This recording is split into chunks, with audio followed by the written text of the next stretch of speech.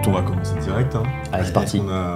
On a eu le temps de bien faire, prendre un moment ensemble, prendre un petit café. Oui, tu as pris un petit café, donc ça c'est super. En tout cas, Yeltsin, on est super content, on est vraiment ravis de t'avoir aujourd'hui. T'es le premier invité du nouveau podcast de Syncaigo Dimension RH. Donc on est ultra ravis. Pourquoi est-ce qu'on t'a proposé de venir? C'est parce qu'on a eu déjà une ou deux discussions assez profondes avec toi. Une première que tu as eue avec Nicolas lors de l'étude des RH, tu as accepté d'être interviewé. Ça montrait un peu ton ouverture d'esprit vers des gens que tu ne connaissais pas.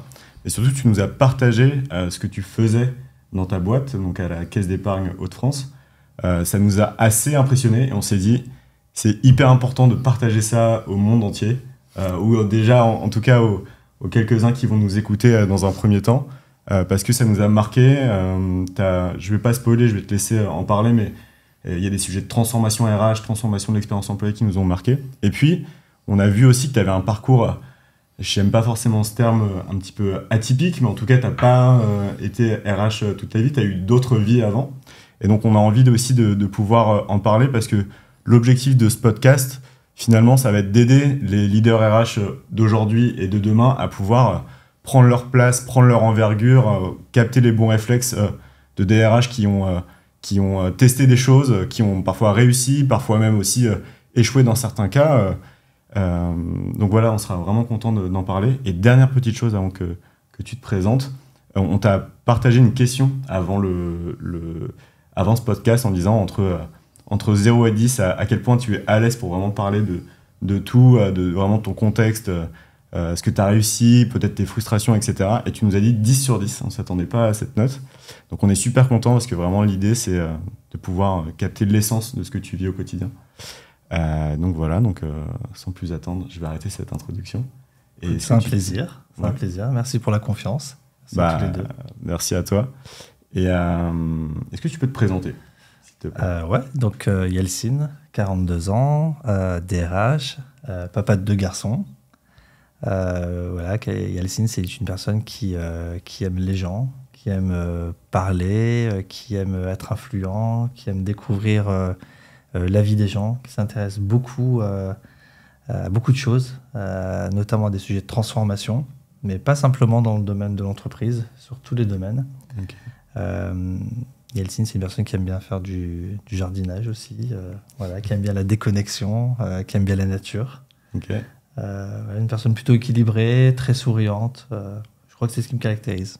C'est ce qu'on a remarqué, le côté souriant. Le jardinage, on ne savait pas, mais... Ah, on peut tout savoir. Ok, super. Et pourquoi tu as accepté de nous rejoindre dans ce podcast? Parce qu'au final, c'est notre premier. Tu aurais pu te dire, non mais c'est qui pourquoi eux Enfin, qu'est-ce qui a fait que tu t'es dit ok? C'est assez simple en fait. Donc moi je suis énormément dans les réseaux sociaux. Ça me permet de m'acculturer, de connaître pas mal de sujets, de partager tout ce que je fais. Je trouve que c'est très important de partager. Mais les réussites, mais aussi tout ce qui est compliqué au quotidien. J'ai une vision de la RH qui est assez précise, qui est la mienne. Et je la trouve pas forcément dans beaucoup de mes pairs. Okay. Et quand j'ai vu ce que vous partagez, notamment tous les deux sur les réseaux, je me suis dit, à la fois sur le contenu et à la fois la vision que vous avez du métier de RH et des activités d'aujourd'hui et de demain, je me suis dit, tiens, on partage quasiment la même vision. Donc du coup, ça m'a donné envie de partager avec vous. J'allais dire justement, si on met des mots dessus, quelle est cette vision des RH que tu veux incarner? Le DRH, c'est un métier qui est hyper important. Aujourd'hui, c'est un métier... alors, il a été important hier, il est important aujourd'hui, il est important encore plus demain. Tout simplement parce qu'en fait, autrefois, les plans de transformation culturelle ou organisationnelle dans le monde du travail pouvaient prendre le temps de se mettre en place. Ça pouvait prendre 3 ans, 5 ans, 6 ans. Donc, on avait des DRH qui pouvaient accompagner ça plutôt de façon très convenable et on avait le temps de le faire. Aujourd'hui, et je ne parle pas simplement de génération X, Y ou Z, c'est pas la question, c'est qu'aujourd'hui, tout va très vite. Une transformation, elle s'enclenche rapidement, elle se digère rapidement, on passe rapidement sur autre chose, ça se digère encore rapidement. Et le temps de la transformation humaine, culturelle, n'est pas le même que le temps de la transformation de DRH.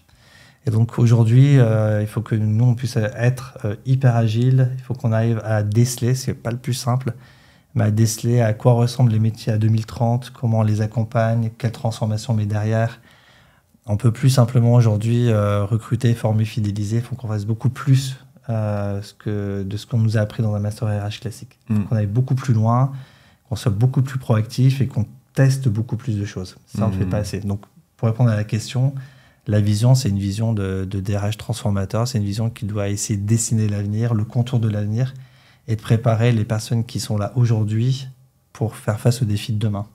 Parce que les personnes qui sont encore là aujourd'hui, elles doivent travailler encore 10, 15, 20, 30 ans. Et on ne peut pas leur dire le monde a changé, n'était pas employable. Le monde a changé, était en décalage. Ça, c'est pas possible. Donc, c'est à nous de le préparer et c'est à nous de nous mettre en marche et d'essayer de dessiner les contours d'une transformation, en fait. Ok, DRH transformateur, intéressant. Je pense qu'on va pouvoir vraiment creuser ce sujet. C'est un des sujets qu'on voulait vraiment creuser. Le décortiquer, le détricoter ensemble et voir vraiment comment... Avec plaisir. Ouais, c'est ça. Les clés, ouais. Parce que effectivement, c'est une nouvelle façon de voir les RH et ça demande aussi, on l'a vu, on a mené une étude autour de ça, il y a des nouvelles compétences qui sont attendues auprès des équipes RH de manière générale et du coup des DRH. On aura le temps d'en parler, mais on avait envie de commencer un petit peu en parlant de toi, ton parcours. T'as fait plein de métiers, je vais te laisser le présenter, tu t'en parleras mieux que moi, mais est-ce que tu peux nous expliquer ton parcours et comment tu es arrivé à ce rôle de DRH pour la Caisse d'Épargne? Alors, c'est un parcours qui est très atypique, on ne va pas se mentir, mais qui pour moi est très logique par rapport à ma manière de consommer le monde du travail, en tout cas.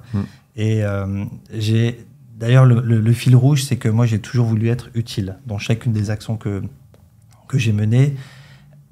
Être utile et avoir un impact sur les organisations, un impact sur les femmes et les hommes qui composent les organisations, un impact sur la culture d'entreprise. Ça, c'est hyper important pour moi de laisser mon empreinte ou de laisser une signature relationnelle qui soit visible.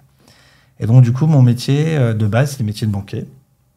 Donc, moi, j'ai accompagné les moments de vie de mes clients, leur achat immobilier, les voitures, la parentalité de mes clients. Donc, tu étais agent en agence Voilà, conseiller clientèle. Voilà. Ok. Et j'ai accompagné vraiment tous les moments de vie d'un client jusqu'à le décès, l'assurance, la prévoyance, l'achat immobilier, les vacances.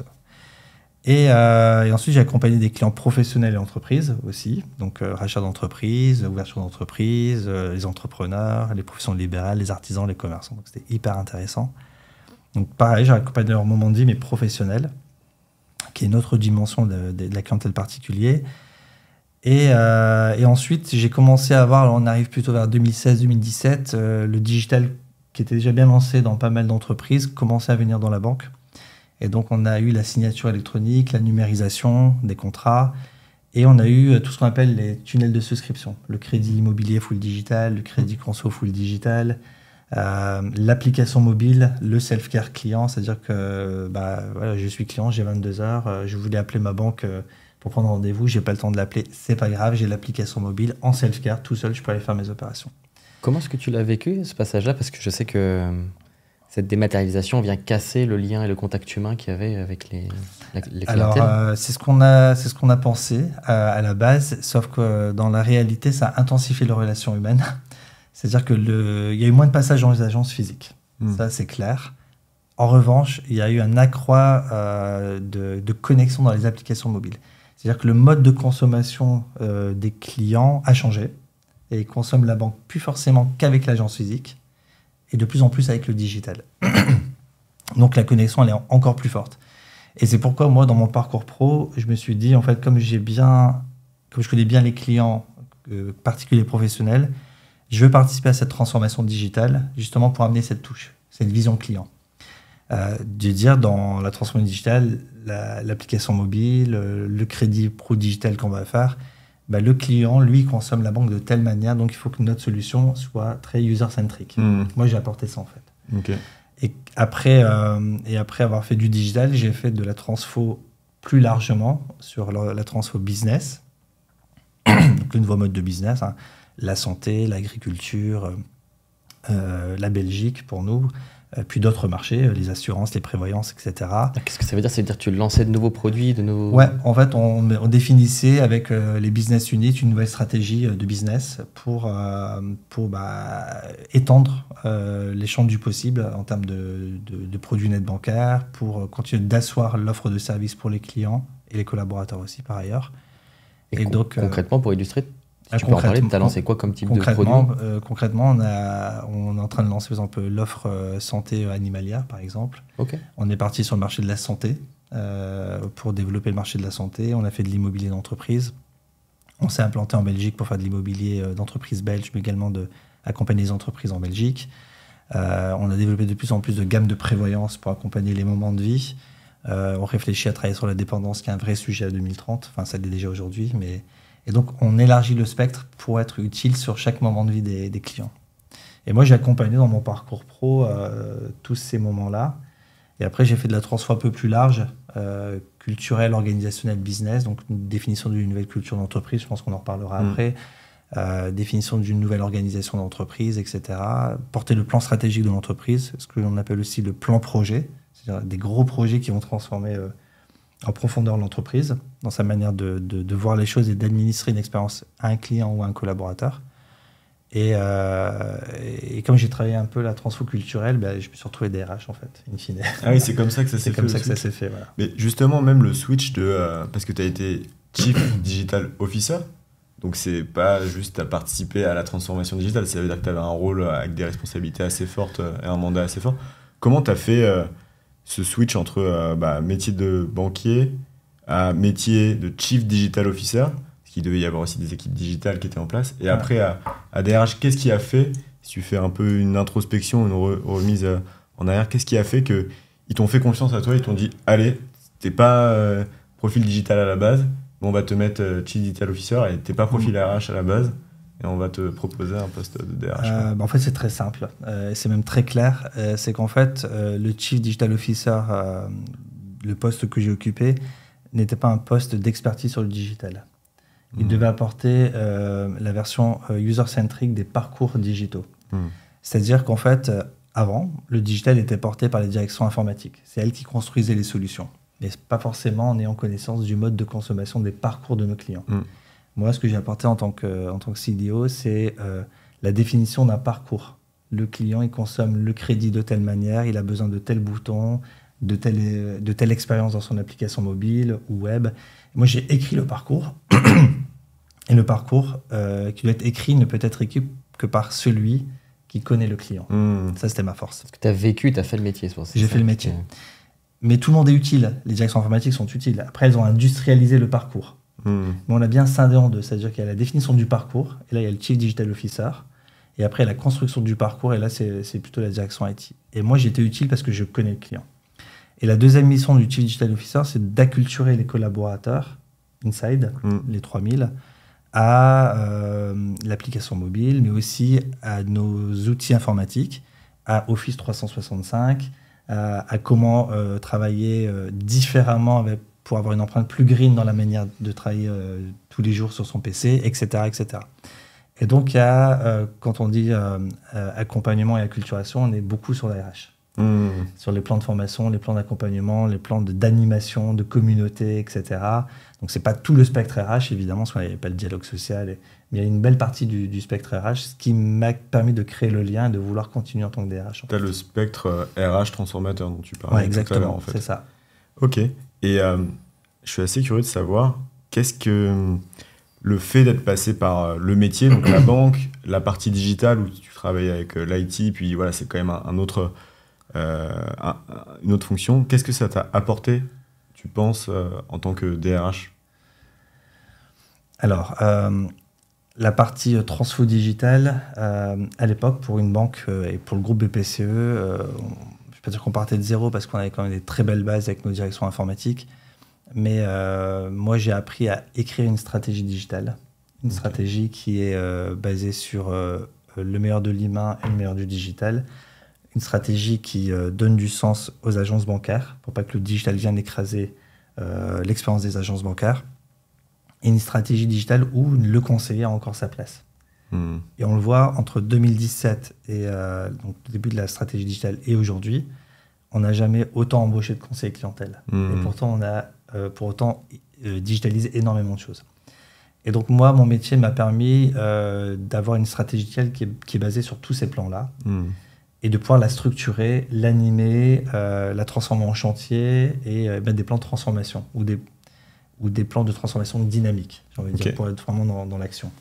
Et c'est exactement ce que j'ai ensuite, on en reparlera, mais c'est exactement ce que j'ai dupliqué sur l'ARH, là où il y avait un vrai besoin. Parce que j'ai remarqué qu'à l'ARH, on avait ce besoin de structuration d'une stratégie et de pouvoir mettre des dynamiques de transformation qu'il n'y avait pas, forcément. Ouais. Parce qu'en fait, c'est un peu le constat qu'on fait avec Nicolas, c'est que les transformations digitales dans les DSI, en fait, ils se sont énormément structurés. Il y a eu de l'innovation pendant les 15 dernières années, c'était tu te transformes ou tu meurs. D'ailleurs, c'est assez marrant parce que je donne toujours cet exemple-là quand je parle des transformations RH. Je leur dis, en fait, entre transformation RH et transformation digitale, il n'y a qu'un pas, parce que entre expérience client et expérience collaborateur, il n'y a qu'un pas. Et pour leur montrer à quel point c'est important, je leur dis, moi j'avais une banque avec une application qui était pas top. En l'occurrence, c'était pas la caisse d'épargne. Et en fait, parce que l'expérience n'était pas forcément top, et qu'il y avait une autre banque, en l'occurrence ma banque actuelle, Boursorama, qui proposait une expérience qui était intéressante, j'ai changé. Et du coup, en fait, je leur dis, c'est pareil, si vous avez une expérience collaborateur qui est bof, vos talents, ils vont pouvoir aller dans une autre entreprise où l'expérience collaborateur est plus intéressante. Donc, c'est notre marqueur, en tout cas c'est le mien. Et moi, j'ai 3 marqueurs que j'ai appliqués dans le digital et que je continue d'appliquer à l'ARH. C'est plus dur à l'ARH, mais mes 3 marqueurs m'ont jamais trahi. Et ça a toujours fonctionné. C'est un bon UX, un bon UI, et si les deux peuvent délivrer une belle émotion, au-delà de l'expérience, c'est que c'est réussi. Ok. Est-ce que tu peux définir UX et UI dans un contexte RH ? Ouais. C'est-à-dire que UX, c'est vraiment comment l'utilisateur va consommer sa banque, son entreprise ou sa RH. Partons du principe de l'onboarding. Si vous demandez à un RH plutôt traditionnel, avec des process très tradis, quel est le principe de l'onboarding, il va vous répondre que l'onboarding, c'est un onboarding de documents administratifs où il faut une pièce d'identité, une photo, la carte vitale, l'ancienne fiche de paie, l'avis d'imposition, un justificatif de domicile. Si vous demandez à un DRH plutôt user-centric, c'est quoi l'onboarding, il va déjà vous parler de pré-boarding. Il va vous dire que l'onboarding, il ne commence pas le premier jour de l'entreprise, mais à la signature du contrat. Il va vous dire qu'il faut attacher un lien émotionnel avec le candidat à la signature du contrat avant même qu'il soit rentré dans l'entreprise. Et comment on arrive à définir le parcours. Donc, je ne parle pas de process. Il faut arrêter de dire que il faut arrêter de processiser. Il faut imaginer des parcours. Et il ne faut pas les imaginer tout seul. Il faut demander aux utilisateurs comment ils imaginent leur parcours d'onboarding. Nous, c'est exactement ce qu'on a fait. Quels sont les moments les plus sympas, les plus forts, les plus douloureux aussi. Comment nous, on va les travailler, comment on va les travailler ensemble, comment on va imaginer le parcours et comment on peut aller toucher une émotion dans ce parcours. Et ensuite, une fois qu'on a écrit le parcours idéal, on va mettre le bon process derrière. Ça, c'est la partie UX.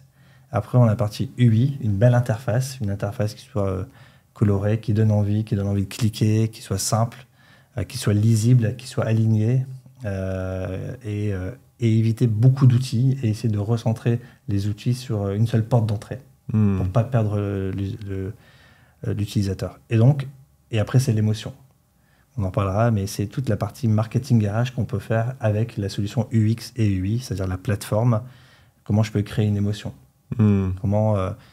C'est très simple, mais par exemple, nous, juste un exemple, après on creusera, mais quand on a un collaborateur qui fête ses 1 an dans l'entreprise, on lui envoie un super email avec un super visuel pour le féliciter pour sa première année. C'est hyper personnalisé. Là, on va capter l'émotion. Quand on va, par exemple, à Nicolas, quand on va souhaiter une bonne rentrée à ses enfants, on va personnaliser avec le prénom des enfants dans l'email. En disant, nous souhaitons une bonne rentrée à un tel et un tel. On va personnaliser, on va capter l'émotion. Donc, c'est pour ça que l'alignement entre UX, c'est-à-dire les parcours, UI, une belle interface, et la partie émotionnelle, si les 3 sont alignés, normalement, ça match. Hyper intéressant. Ok. Ouais, l'émotion revient à faire du sur-mesure, j'ai l'impression. Très contextualisé. Oui. Après, on peut le faire quand on est une boîte de 100. Et on peut aussi le faire quand on est une boîte de 3000. C'est ce qu'on s'efforce de faire. Ok. Ouais. Ok, super. Bah justement, on va pouvoir aller un peu plus dans le détail dans ta mission, parce qu'on a, voilà, tu as commencé à en parler. Nous, c'est une des raisons pour lesquelles on a vraiment matché et on s'est dit, ouais, il y a un truc vraiment à creuser. C'est effectivement que tu parles de parcours et pas de process, donc on va pouvoir explorer un peu cette dynamique, on va pouvoir te rentrer dans le cœur de tes missions. Ouais, et du coup, on était curieux de savoir, quand tu es arrivé DRH, donc je sais pas en quelle année, vers 2020, quelque chose comme ça. Il y a 2 ans. Donc, Ok, 2022. Ouais, c'est ça. C'est assez récent. Quel était le contexte quand tu as commencé sur ce rôle-là? Alors, je suis passé derrière une DRH qui était ultra engagée, parce qu'en fait, elle a structuré pas mal de process qui ont été les bases d'une pyramide solide, qui aujourd'hui, m'ont permis de pouvoir faire toute la partie V2 et V3, c'est-à-dire la partie UI, UX et émotionnelle. Donc elle a posé toutes les bases et toutes les fondations Ouais. sur lesquelles tu t'es reposé. Une vraie politique RH. Alors après qu'on a retransformé, qu'on a remis au goût du jour, parce que ça c'est normal, mais elle avait posé cette base-là qui était quand même ultra solide, avec un outil SIRH qui était ultra solide. Pas abouti, mais c'est normal parce qu'elle a dû gérer entre-temps le Covid, comme beaucoup de DRH. Et dans les priorités, on se donne des priorités. Covid qui était un formidable coup de projecteur sur le rôle. Oui, et qui a redonné du sens à l'humain. Parce qu'on a dû à ce moment-là imaginer des dispositifs pour maintenir le lien avec les collaborateurs. Pour les banques, il faut que vous sachiez que c'est très compliqué parce que nous, on n'a pas vécu le Covid de la même manière. On était considérés comme commerce essentiel. Okay. Donc nos agences bancaires étaient tout le temps ouvertes. Donc nos conseillers allaient au travail dans les agences bancaires. Ils n'ont pas vécu le confinement. Ils ont vécu la peur du Covid parce qu'on n'avait pas encore beaucoup de masques, les barrières avec ça, mais ils n'ont pas vécu le confinement. Par contre, les collaborateurs du siège, eux, ont vécu le confinement. Donc nous, on a eu un Covid à 2 vitesses en fait, contrairement à beaucoup d'entreprises. Donc en tant que DRH, c'est pas simple à gérer cet accompagnement. Et donc du coup, nous, on avait cette politique RH qui était basée, on avait les outils qui étaient basés, et le constat, c'était, grosso modo, très rapidement, le constat, c'était qu'il fallait passer maintenant à un DRH transformateur, à un DRH qui impose une nouvelle vision. Il est important de l'imposer, celle-là, et de lui donner une rythmique et une dynamique forte. Un DRH qui va pouvoir redéfinir les contours d'une nouvelle culture d'entreprise, on peut parler du modèle de leadership, parce qu'on a un modèle qui est très propre à nous, mais avec un nouveau modèle de leadership. Ça, c'est important de le faire. Qu'est-ce que ça veut dire, un modèle de leadership ?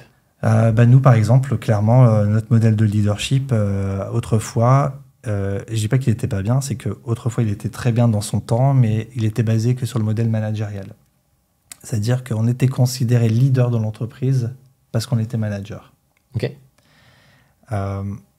Aujourd'hui, c'est pas notre modèle. Aujourd'hui, on est leader quand on occupe 3 rôles. Quand on est manager, c'est normal, parce que quand on est manager, on est là pour rassurer son collaborateur, lui donner la vision, décrypter, maintenir le lien, développer ses compétences aussi. Quand on est expert, c'est-à-dire que j'ai une haute expertise dans la banque et on a besoin de moi.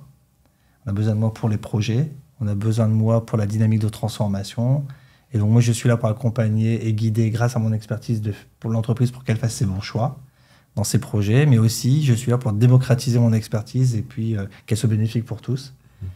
Et puis nous, on a donc les change leaders, c'est comme ça qu'on les appelle. C'est hyper important, cette population. Ce sont tous ceux qui vont accompagner le change mindset de l'entreprise, qui vont s'asseoir à côté d'Ulysse en disant tu vois Ulysse, on a un nouvel outil qui a été sorti, je vais te montrer comment ça fonctionne, on va naviguer dedans, je te prends par la main, je te montre.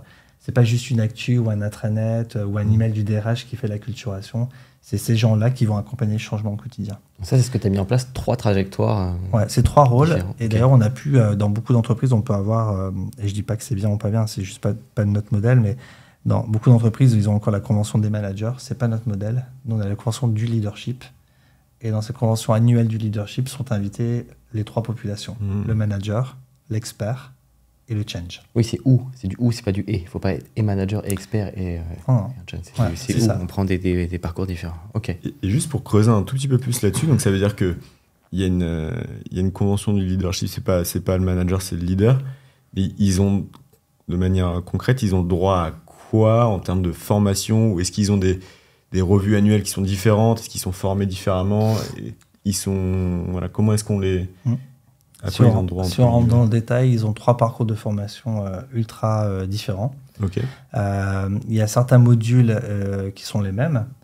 Et on a des modules pour les change qui vont être plus autour de la transformation, de démocratiser les choses pour embarquer, pour accentuer le changement dans l'entreprise.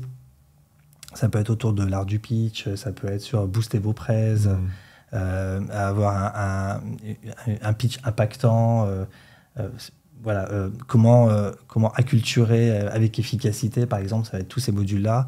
L'expert, c'est comment moi, expert, je peux démocratiser mon expertise, comment je peux travailler sur la transversalité. Le manager, ça va être, moi, manager, je vais plutôt être sur le management, sur le développement des compétences, donc on va me donner des formations là-dessus. Okay. Et des formations sur comment je peux utiliser mon expert et mon change pour faire évoluer tout mon périmètre de management, en fait. Ok. Voilà. Donc, ils ont vraiment des parcours de formation. Oui. Ils passent manager, tu as un parcours de formation, tu passes change. Oui, tu as un parcours de formation, tu passes expert. Voilà, exactement. Incroyable. Ça va même plus loin. C'est-à-dire que on a une revue annuelle et quand on a un nouveau change leader, il aura son socle de formation. Mais le change leader qui est là depuis 3 ans, il va aller plus dans des parcours d'approfondissement. Ah ouais, ok, d'accord. Donc on continue. Plusieurs strates. Ouais, il y a plusieurs strates, ouais, exactement. Il n'y a pas de niveau fini Non, parce que ça se termine jamais la transfo. Hein. Ok, bonne réponse.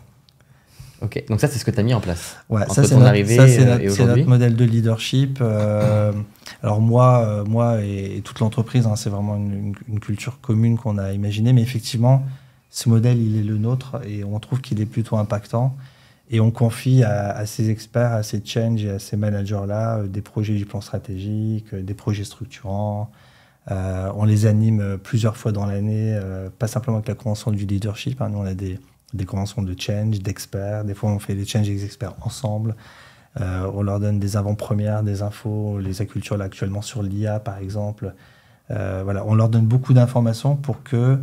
je vous avais dit tout à l'heure qu'il faut que le DRH d'aujourd'hui soit prêt pour 2030 et qu'il puisse développer les compétences à 2030 pour que le collaborateur d'aujourd'hui soit prêt en 2030 et il ne soit pas perdu. Je vous parlais du DRH, mais le DRH ne peut pas faire ça seul. Il va le faire ça avec ses équipes RH. Mais c'est là où notre modèle de leadership il est puissant, parce qu'il va pouvoir soutenir cette stratégie où notre change va être utile, notre expert va être utile et notre manager va être utile. Autant de relais de la strate exactement, RH que tu as formé en fait. Ouais, c'est ça, ouais, exactement. Ok, hyper intéressant. Si on revient à ton arrivée en début 2022 sur le rôle de DRH, en général, il y a un plan à 100 jours qui est mis.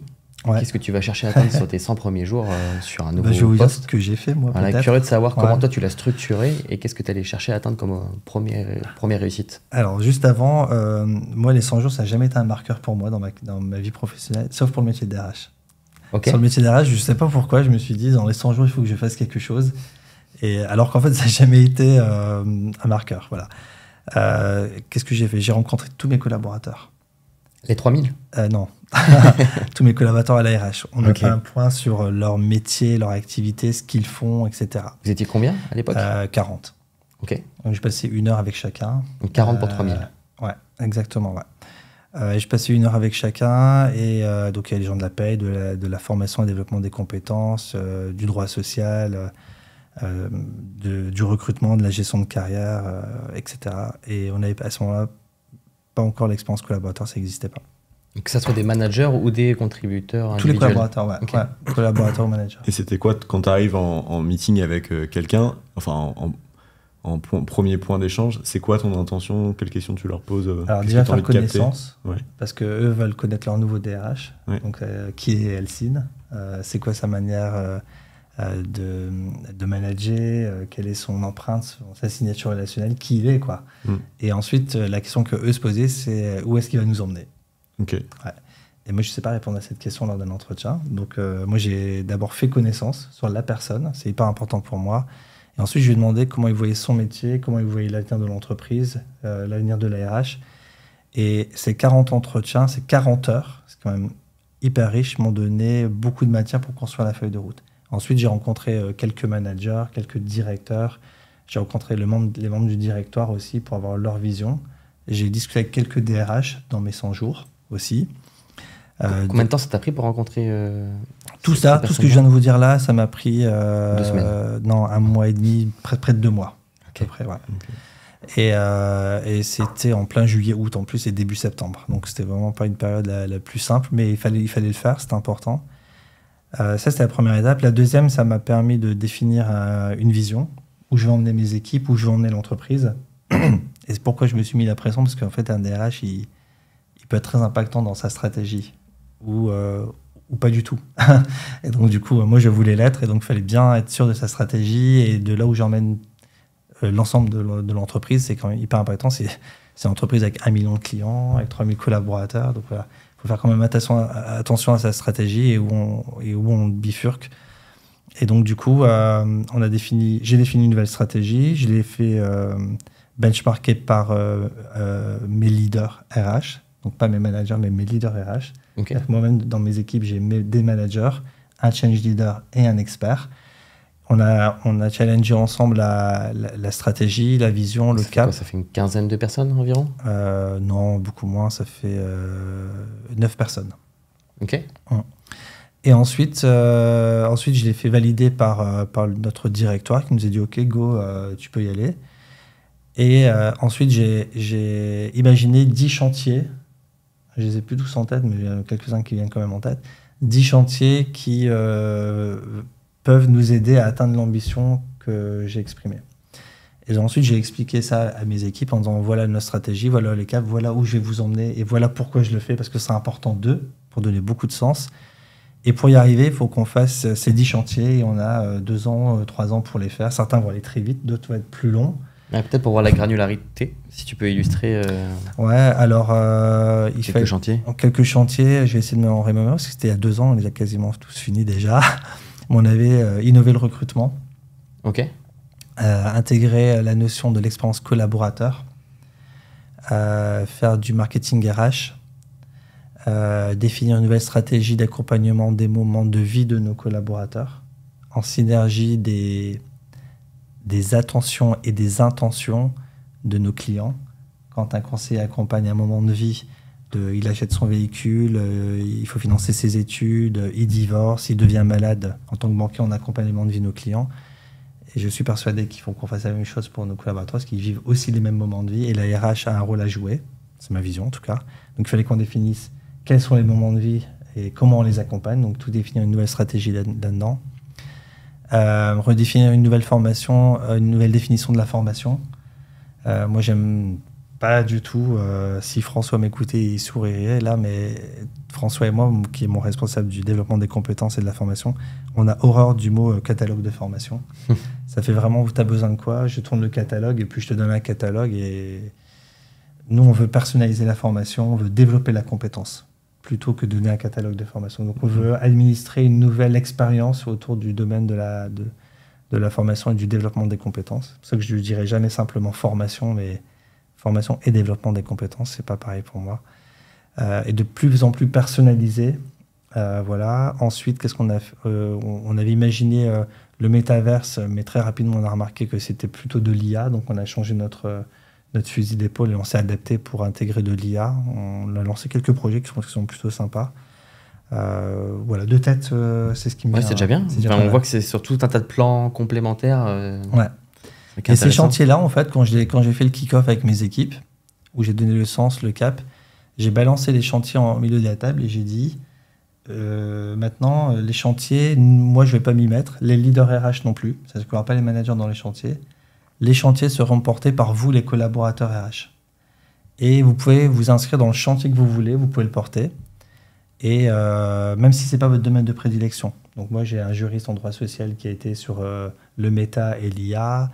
J'ai quelqu'un du développement des compétences et de la formation qui s'est mis sur le recrutement, etc. Ils se sont mis dans des chantiers qui ne sont pas natifs pour eux, mais qui leur ont permis d'être utiles. Et ils se sont créés des petites équipes de 4-5 personnes. Et puis, tous les mois, des copiles avec une comitologie. Vous voyez comment ça avancer. Okay. Moi, ça me permettait intrinsèquement, maintenant, je pense qu'ils devraient le comprendre, mais parce qu'ils avaient très peu de méthodologie projet. Et je trouve que c'est important d'avoir une bonne méthodologie projet, qu'elle soit structurante, agile, mais on peut pas, il faut quand même qu'elle soit présente. Et moi, ça m'a permis à travers ces projets de leur montrer comment on fait un kick-off, comment on fait de l'UX, comment on fait de l'UI, comment on va capter l'émotion, etc., et de les former à ma manière de voir les choses, en fait.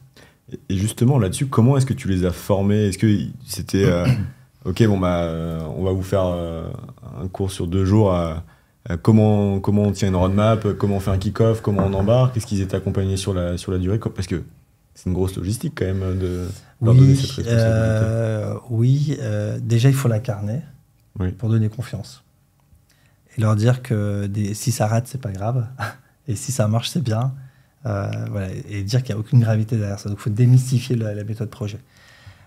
Et puis je me suis fait accompagner de Sokfali qui était une responsable transformation organisationnelle, culturelle et business, qui était dans mes anciennes équipes, qui m'a rejoint à la RH justement parce qu'elle a vu les travaux et le cap qui étaient définis. Elle voulait contribuer et elle a été la facilitatrice de tous ces chantiers pour aider tous les collaborateurs à cette méthodologie de travail, en fait. Ok, donc ils étaient coachés, entre guillemets. Ouais. Et juste pour cette notion de gestion de projet, nous, c'est quelque chose qui nous tient énormément à cœur. Chez Thinkaigo, on est convaincu que c'est un des critères qui fait que si on donne une des pierres, une des pratiques, que si on donne à un département RH et à ses collaborateurs, en fait, ça lui permet de gagner énormément en posture, en impact, etc. Est-ce qu'on peut creuser un petit peu plus cette notion de gestion de projet RH? C'est quoi ton constat, même dans les autres directions RH que tu as pu voir, si on peut creuser un peu plus cet aspect-là? Alors, en fait, dans le vrai constat que j'ai vu par rapport à quand je suis arrivé, mais avec beaucoup d'autres DRH, banque ou pas banque, dans le groupe BPCE, mais également dans d'autres entreprises, c'est qu'en fait, le RH, il met en place des projets, mais sans avoir la méthode projet. Donc, c'est pas simple, parce qu'ils n'étaient pas formés pour, et sans avoir de stratégie ou de cap. C'était quoi les travers que ça amenait pour alors, soit ça avançait pas, soit c'était pas user-centric. Ok. Typiquement, ce que je vous disais, l'onboarding, beaucoup d'RH pensent que l'onboarding, c'est encore l'onboarding de documents, quoi. Je collecte les documents et j'ai fait mon dossier administratif et mon onboarding, il est fait. Et après, j'ai l'onboarding physique où je lui donne son ordinateur, son badge et l'onboarding, il est terminé. C'est pas notre vision des choses. Et donc, pour répondre à la question, je pense qu'en fait, il faut un alignement, et ça, c'est mon plus grand constat, entre savoir écrire une stratégie, donc avoir un cap, décliner sa stratégie en chantier opérationnel, c'est pas le plus simple, et derrière chaque chantier opérationnel, y mettre des projets qui sont structurants avec une méthodologie non agile, en fonction d'un chantier, et très agile en fonction d'un autre chantier.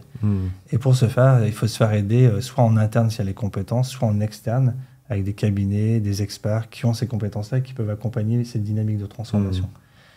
Et les cabinets internes ou externes peuvent, du consulting interne ou externe, peuvent aussi accompagner soit sur l'opérationnalité, soit sur la définition de la stratégie.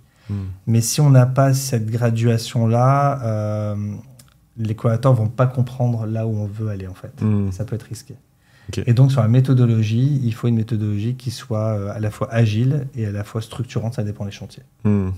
Et tu donnerais quoi comme conseil je ne sais pas si c'est un conseil d'ailleurs, mais à tes pairs DRH qui nous écoutent ou les futurs DRH qui se disent « Ok, en fait, moi j'ai envie d'aider, de former mes équipes à la gestion de projet. Comment est-ce que tu accompagnes ça pour qu'ils soient aussi ouverts à se former à la gestion de projet? Parce que le réflexe, ça peut être aussi en disant bah non, mais moi gestion de projet, je sais mener un projet. En fait, c'est pas tant la remarque que j'ai eue. En fait, le collaborateur RH, qui soit chef de projet dev de compétences formation ou chef de projet recrutement ou chef de projet gestion de carrière, ce sont des collaborateurs qui sont ultra chargés en activité. Parce que autant un chef de projet qui va gérer un projet, dont c'est le métier, il peut étendre sa roadmap, il peut dire bon, je vais livrer dans 2 mois, l'IT n'a pas livré parce qu'il y a des sujets de sécurité, on repousse la roadmap de 2 mois. Un collaborateur RH, il ne peut pas dire à un de ses collaborateurs « je repousse ta revalorisation salariale, ton besoin de formation ou ton moment de vie, tu déménages, je vais faire ça dans 3 mois ». C'est pas possible. Ça vient à lui. Et donc, ce que je veux dire par là, c'est que quand il a cette charge-là, qui peut être positive ou négative, mais il a cette charge, administrer du projet en plus, là, ça devient compliqué. Donc, c'est pas tant la méthodologie, c'est plutôt comment je peux à la fois me former à la méthodologie, ça je suis complètement d'accord, mais comment je peux l'intégrer dans une activité qui est soutenue. Ça, c'était un réel défi, en fait. Donc toi, tu n'as pas décidé de sortir des RH de ce qu'on nous on appelle le run, donc c'est de l'activité un peu quotidienne. Il faisait du projet en parallèle. Oui, d'où la base du volontariat. C'est pour ça que j'ai mis les chantiers au milieu et que chacun est venu se positionner. Et il y a certains collaborateurs et collaboratrices qui ne sont pas positionnés et c'est pas grave, hein, parce qu'elles ne pouvaient pas. Et moi, j'ai hyper bienveillant et résilient là-dessus, il n'y a aucun sujet. Et ceux qui sont positionnés, c'est vraiment en plus de leur activité, parce qu'ils avaient besoin d'être utiles, etc. Et en plus de... Oui, parce que sinon, si on les met de côté ou si on les sort, on va perdre toute la notion qui est mon essence même de la gestion de projet, la notion UX, UI et émotion. Donc il faut qu'ils gardent le lien avec leur activité. Et ils avaient, c'était quoi les guidelines? C'était découpez votre temps comme vous voulez, ou alors c'est prenez 2 demi-journées dans la semaine. Tu leur as partagé des guidelines? En agilité, alors c'est beaucoup Sokfali qui les a accompagnés, ma collaboratrice, mais c'était vous vous organisez comme vous voulez, mais vous êtes une team. C'est-à-dire qu'à certains moments, Benjamin aura moins le temps et Daphné prendra le relais. Certainement, c'est Daphné qui aura moins le temps et c'est Nico qui prendra le relais, etc. C'est pour ça qu'on a créé des teams de tout horizon de la DRH et se sont relayés. Et la personne qui a fait la voiture balai, pas simplement sur la gestion de projet, mais sur la manière dont ils font de la chefferie de projet, je vais dire ça comme ça, c'est Sokfali qui a pu détecter de près ou de loin là où il fallait agir au bon moment. En fait. Et après, on les a formés. Avec un rôle de pilote, d'éco. Ouais, intéressant. PMO, ouais. En même temps que définir la stratégie de marketing RH qu'elle avait en charge. On en reparlera, mais elle avait ce rôle-là aussi. Oui. Ok. Et dernière question sur ce sujet-là, parce que c'est hyper intéressant. Une équipe qui marche pas forcément bien, comment est-ce que tu gères? Ils ont un projet, un des chantiers que tu as cité. Tu vois que ça patauge. Il peut y avoir même des petits conflits en disant voilà, c'est hyper compliqué. Ou... Comment est-ce que tu gères ça? Déjà, c'est bon signe. Ça veut dire qu'il y a autant de croyances que de personnes qui composent l'équipe. Et ça veut dire qu'ils se saisissent du sujet pour en définir une ligne directrice. Donc pour moi, c'est déjà hyper bon signe. Souvent, c'est moi qui intègre à ce moment-là pour donner ma vision, mon expertise. J'ai un peu plus de recul qu'eux, c'est normal, parce que c'était mon cœur de métier avant. Et donc là, je leur donne la vision, je leur donne le cap et je dis voilà comment on peut faire. Et certaines fois, c'était beaucoup plus dur pour eux, un peu moins pour moi, j'imagine par rapport à l'expérience, mais certainement, je dis on abandonne le projet. Et en fait, c'est pas très grave d'abandonner un projet. Oui. Mais quand on est chef de projet et ce sont nos premiers projets, ce sont des projets de cœur. Les abandonner, c'est compliqué. Et donc moi, j'ai aussi accompagné ce moment de dire on peut abandonner. Et où on peut dire, par exemple, le métal, je dis on peut abandonner, c'est pas grave. Je pensais que c'était une idée. Vous l'avez creusé, on voit que c'est pas une idée, on voit que c'est plus l'IA que le méta, c'est pas grave en fait. Faut même mieux l'arrêter. Ouais, c'est ça. Et donc du coup, ça, il faut l'expliquer, il faut donner du sens. Là, c'est moi qui reprends le relais en fait. Ok, hyper intéressant. Et il y a beaucoup de projets qui ont été arrêtés, qui ont pivoté dans leur intention? Non, très peu. Il y a un projet qui a été marquant pour moi, c'est Valérie, Nadège.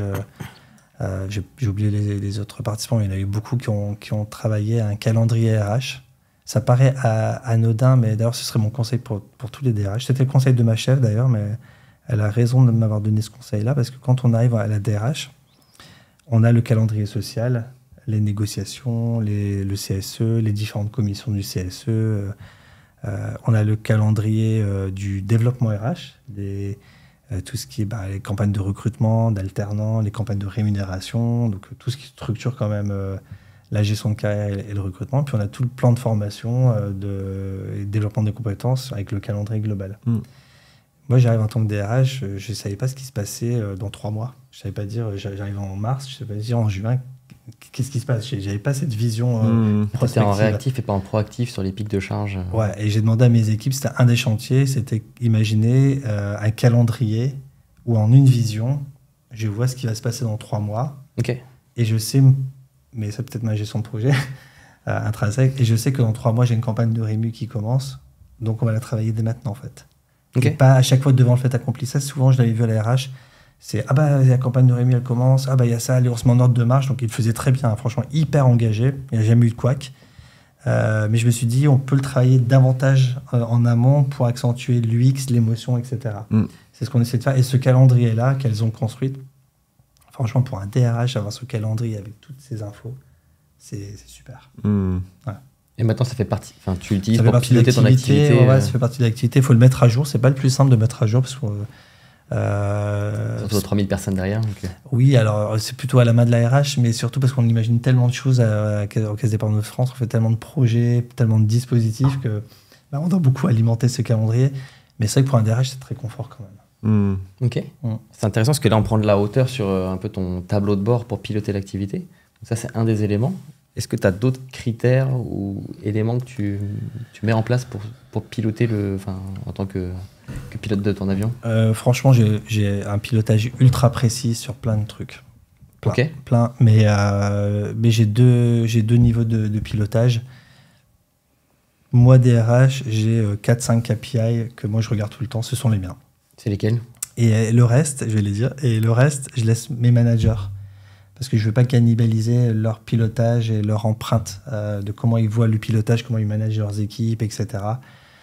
Tu laisses autonome. Ouais, c'est ça. Donc j'ai beaucoup de pilotage, mais je ne vais pas rentrer dans tout. Mais moi ce que je regarde clairement, c'est le nombre de postes que j'ai dans l'entreprise, le nombre d'effectifs que j'ai. Ça, je le suis. C'est hyper important pour moi. Donc le nombre de postes ouverts au recrutement. Alors, le nombre de postes dans l'entreprise, donc j'ai 2900 postes, 3000 effectifs. Et ça, c'est important parce qu'il y a toute la masse salariale derrière, et cette masse salariale, elle a des millions d'euros. Donc, du coup, ça, c'est pour moi un critère que je suis ultra précisément. Ensuite, je regarde ce qu'on appelle le PAP, les postes à pourvoir, c'est-à-dire combien j'ai de chaises vides dans l'entreprise. Et est-ce que ce PAP, il baisse ou il augmente? Quand il augmente, qu'est-ce qu'on met en place comme action? Quand il baisse... Qu'est-ce que tu vérifies? Tu vérifies un ratio entre le nombre total et le nombre de postes ouverts? Non, juste le nombre de postes ouverts qui ne sont pas staffés. C'est-à-dire, il me manque un conseiller dans telle agence, un autre conseiller dans telle agence, et ça fait 3 mois qu'on n'a pas recruté, qu'on ne trouve pas, par exemple. Et si mes postes à pourvoir augmentent, ça veut dire que j'ai trop de choses vides, et que ça veut dire qu'il me manque des conseillers et que je ne peux pas accompagner les moments de vie de mon client. Donc tu suis la tendance. J'essaie de le baisser au maximum. Exactement. Ouais. Okay. Je regarde le taux d'absentéisme. Voilà, je regarde C'est quoi un bon taux d'absentéisme pour toi? Il ne faut pas dépasser, j'irais 9%, ce qui est déjà pas mal. Nous, on est à peu près on va être entre 7 et 8. Ce qui est déjà très bien. J'avais une discussion avec une DRH hier. Ouais. T'es plus proche de 13%. Ouais, donc c'est pour ça que c'était pas 7, 8, c'est très bien. C'était pas tout rose. Ouais. 13, c'est beaucoup, ouais, j'avoue. Mais après, il faut regarder le contexte, etc. Je regarde le nombre de démissions par an. Et la qualification des démissions. Est-ce qu'il démissionne pour une autre banque? Est-ce qu'il démissionne pour une conversion professionnelle? Quel est le moment de vie qui a amené à la démission? Donc je regarde cette qualification. C'est une approche par mois glissant Ouais, tous les mois. Tous les mois. Ouais, tous les mois. Et je compare à l'année précédente. Ouais, exactement. Parce qu'il y a des conjonctures liées à l'année, les vacances. Ouais. Puis après, tout le monde parlait de grandes démissions. Nous, on l'a pas. On le voit pas. Je sais pas si ça arrivera plus tard. J'espère pas. Mais en tout cas, nous, on le voit pas. Je pense, avec tous les dispositifs qu'on a mis en place, je pense pas. Enfin, en tout cas, je prédis pas, mais je le vois pas arriver. Touche du bois. Ouais, exactement.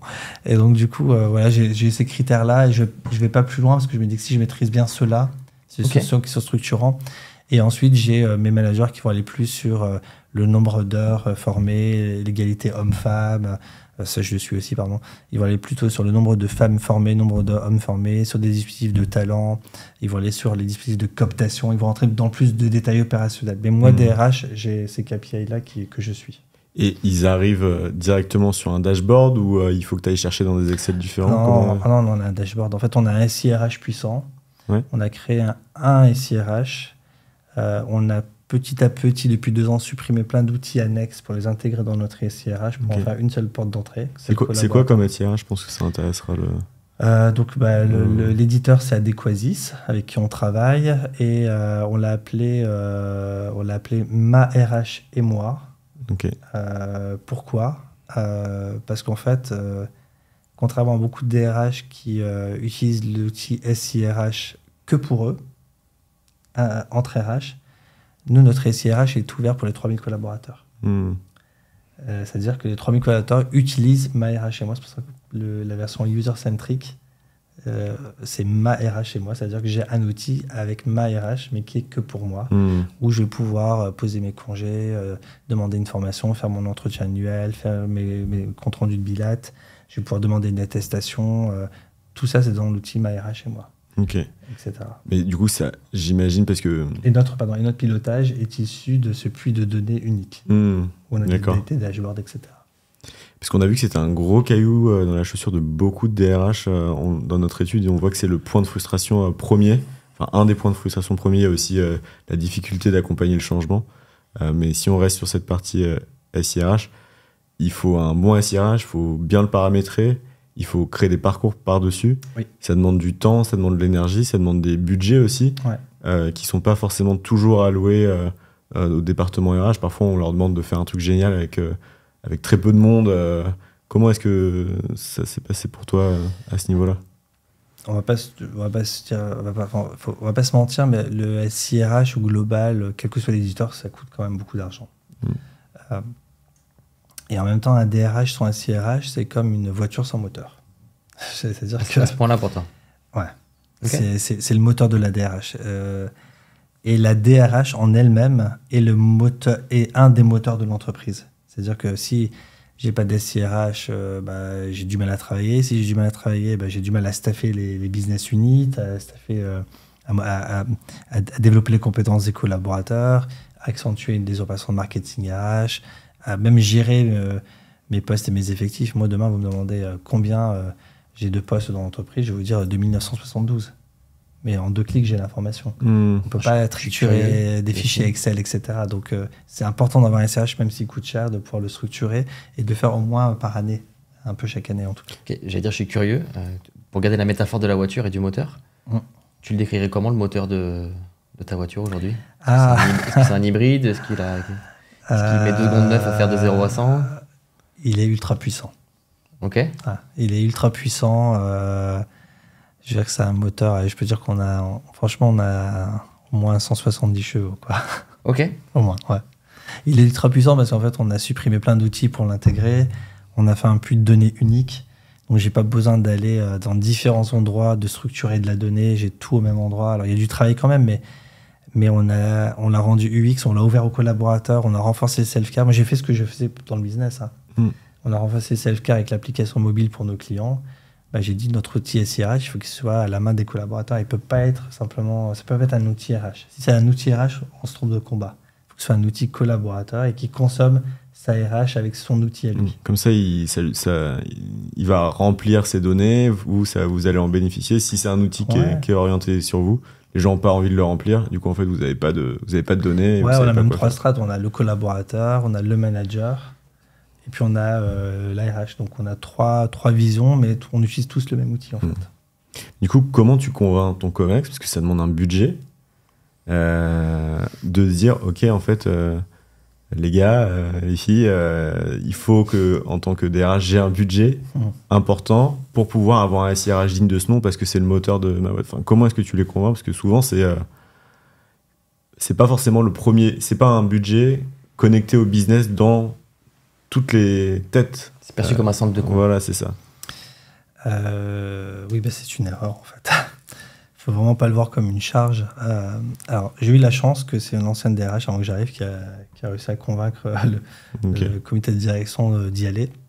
En revanche, l'étape, c'est pas simplement de convaincre, parce que chaque année, il y a des modules à créer, à imaginer, et chaque année, il faut agrémenter avec des nouvelles expériences dans l'outil SIRH. Et donc ça demande du budget aussi.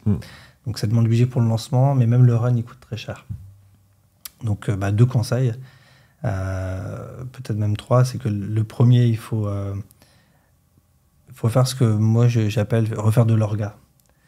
C'est un peu chiant à faire, pour pas dire, mais il faut le faire, c'est-à-dire qu'il faut se dire que ce que j'investis là en euros me fait gagner X jours hommes, et ces X jours hommes là, il faut savoir le quantifier.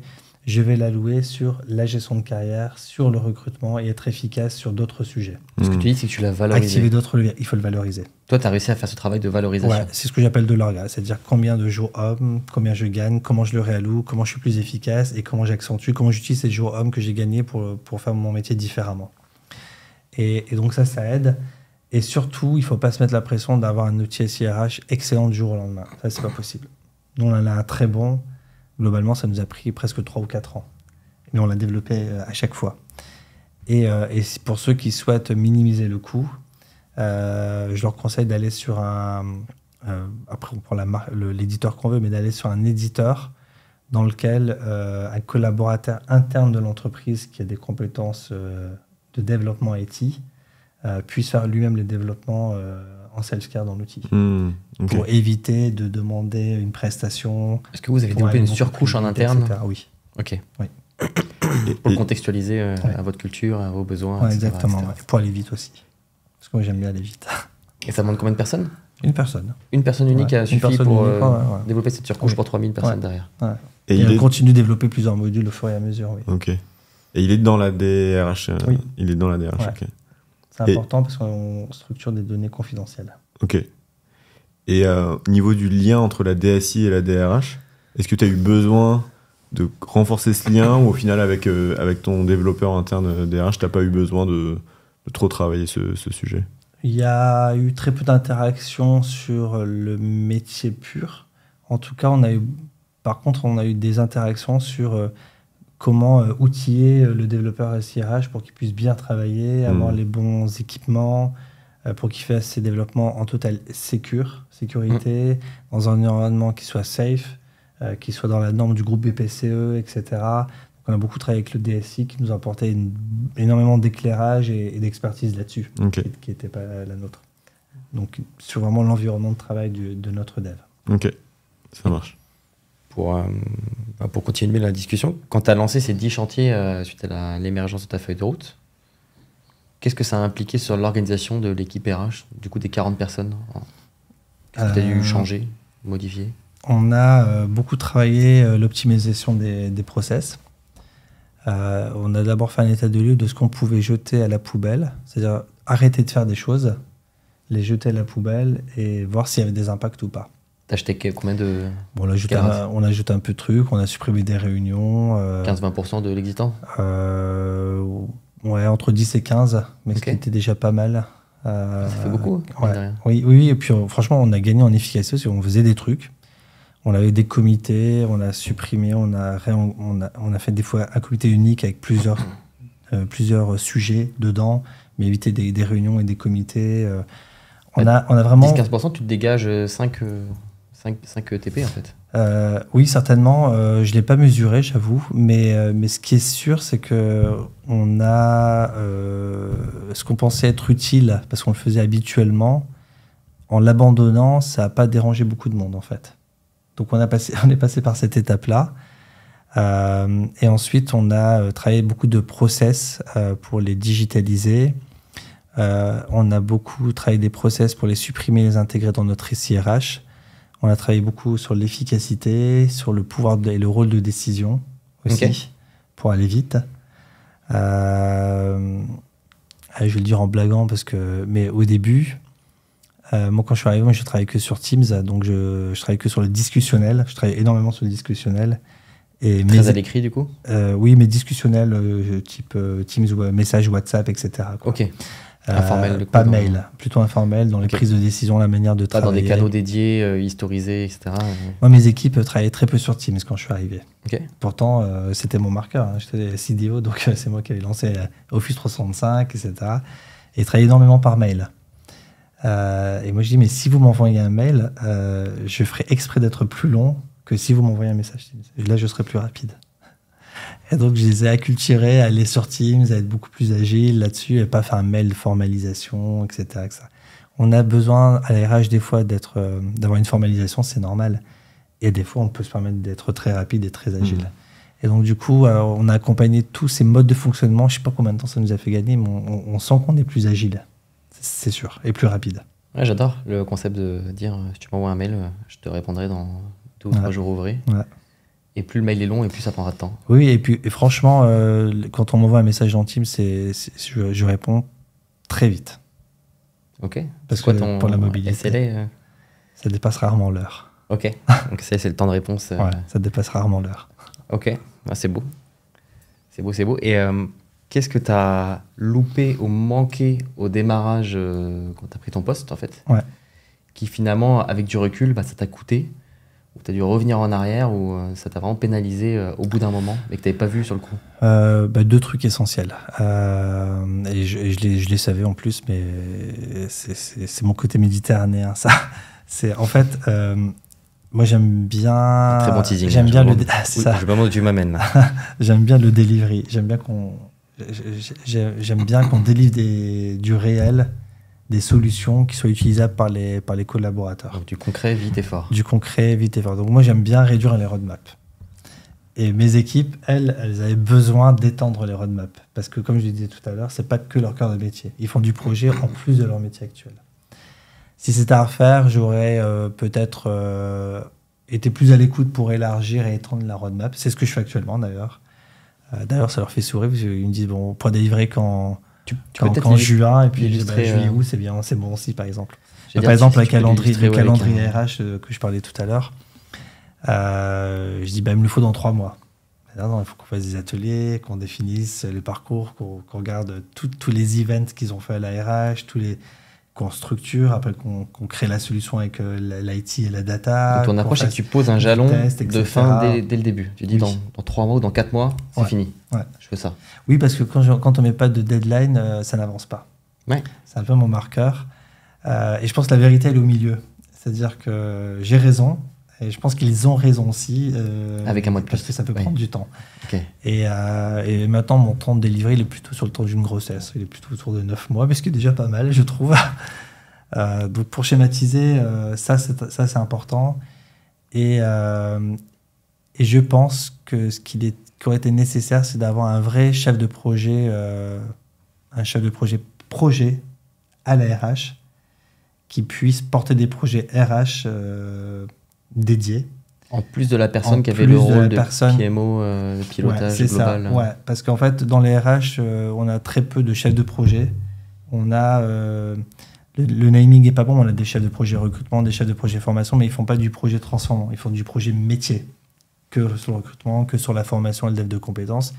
Mais il n'y a aucun projet qui va transformer la RH pour être au rendez-vous à 2030. Et nous, on a besoin, on peut pas se permettre de pas être transformé, de pas être excellent, parce que c'est nous qui administrons la transformation organisationnelle et culturelle de l'entreprise. Donc si on n'est pas bon, c'est l'entreprise qui est pas bonne. Et il y a quand même 3000 collaborateurs et 3000 familles derrière. Il y a quand même un marché, il y a quand même des concurrents, il y a quand même une viabilité. Donc on a besoin d'être bon et excellent. Je suis assez exigeant là-dessus. Je suis hyper bienveillant, enfin en tout cas je pense l'être, mais je suis très exigeant. Donc si je devais retravailler, je retravaillerais un peu cette exigence, la création d'un chef de projet, ça c'est hyper important, et étendre les roadmaps. Comment se traduit ton exigence ?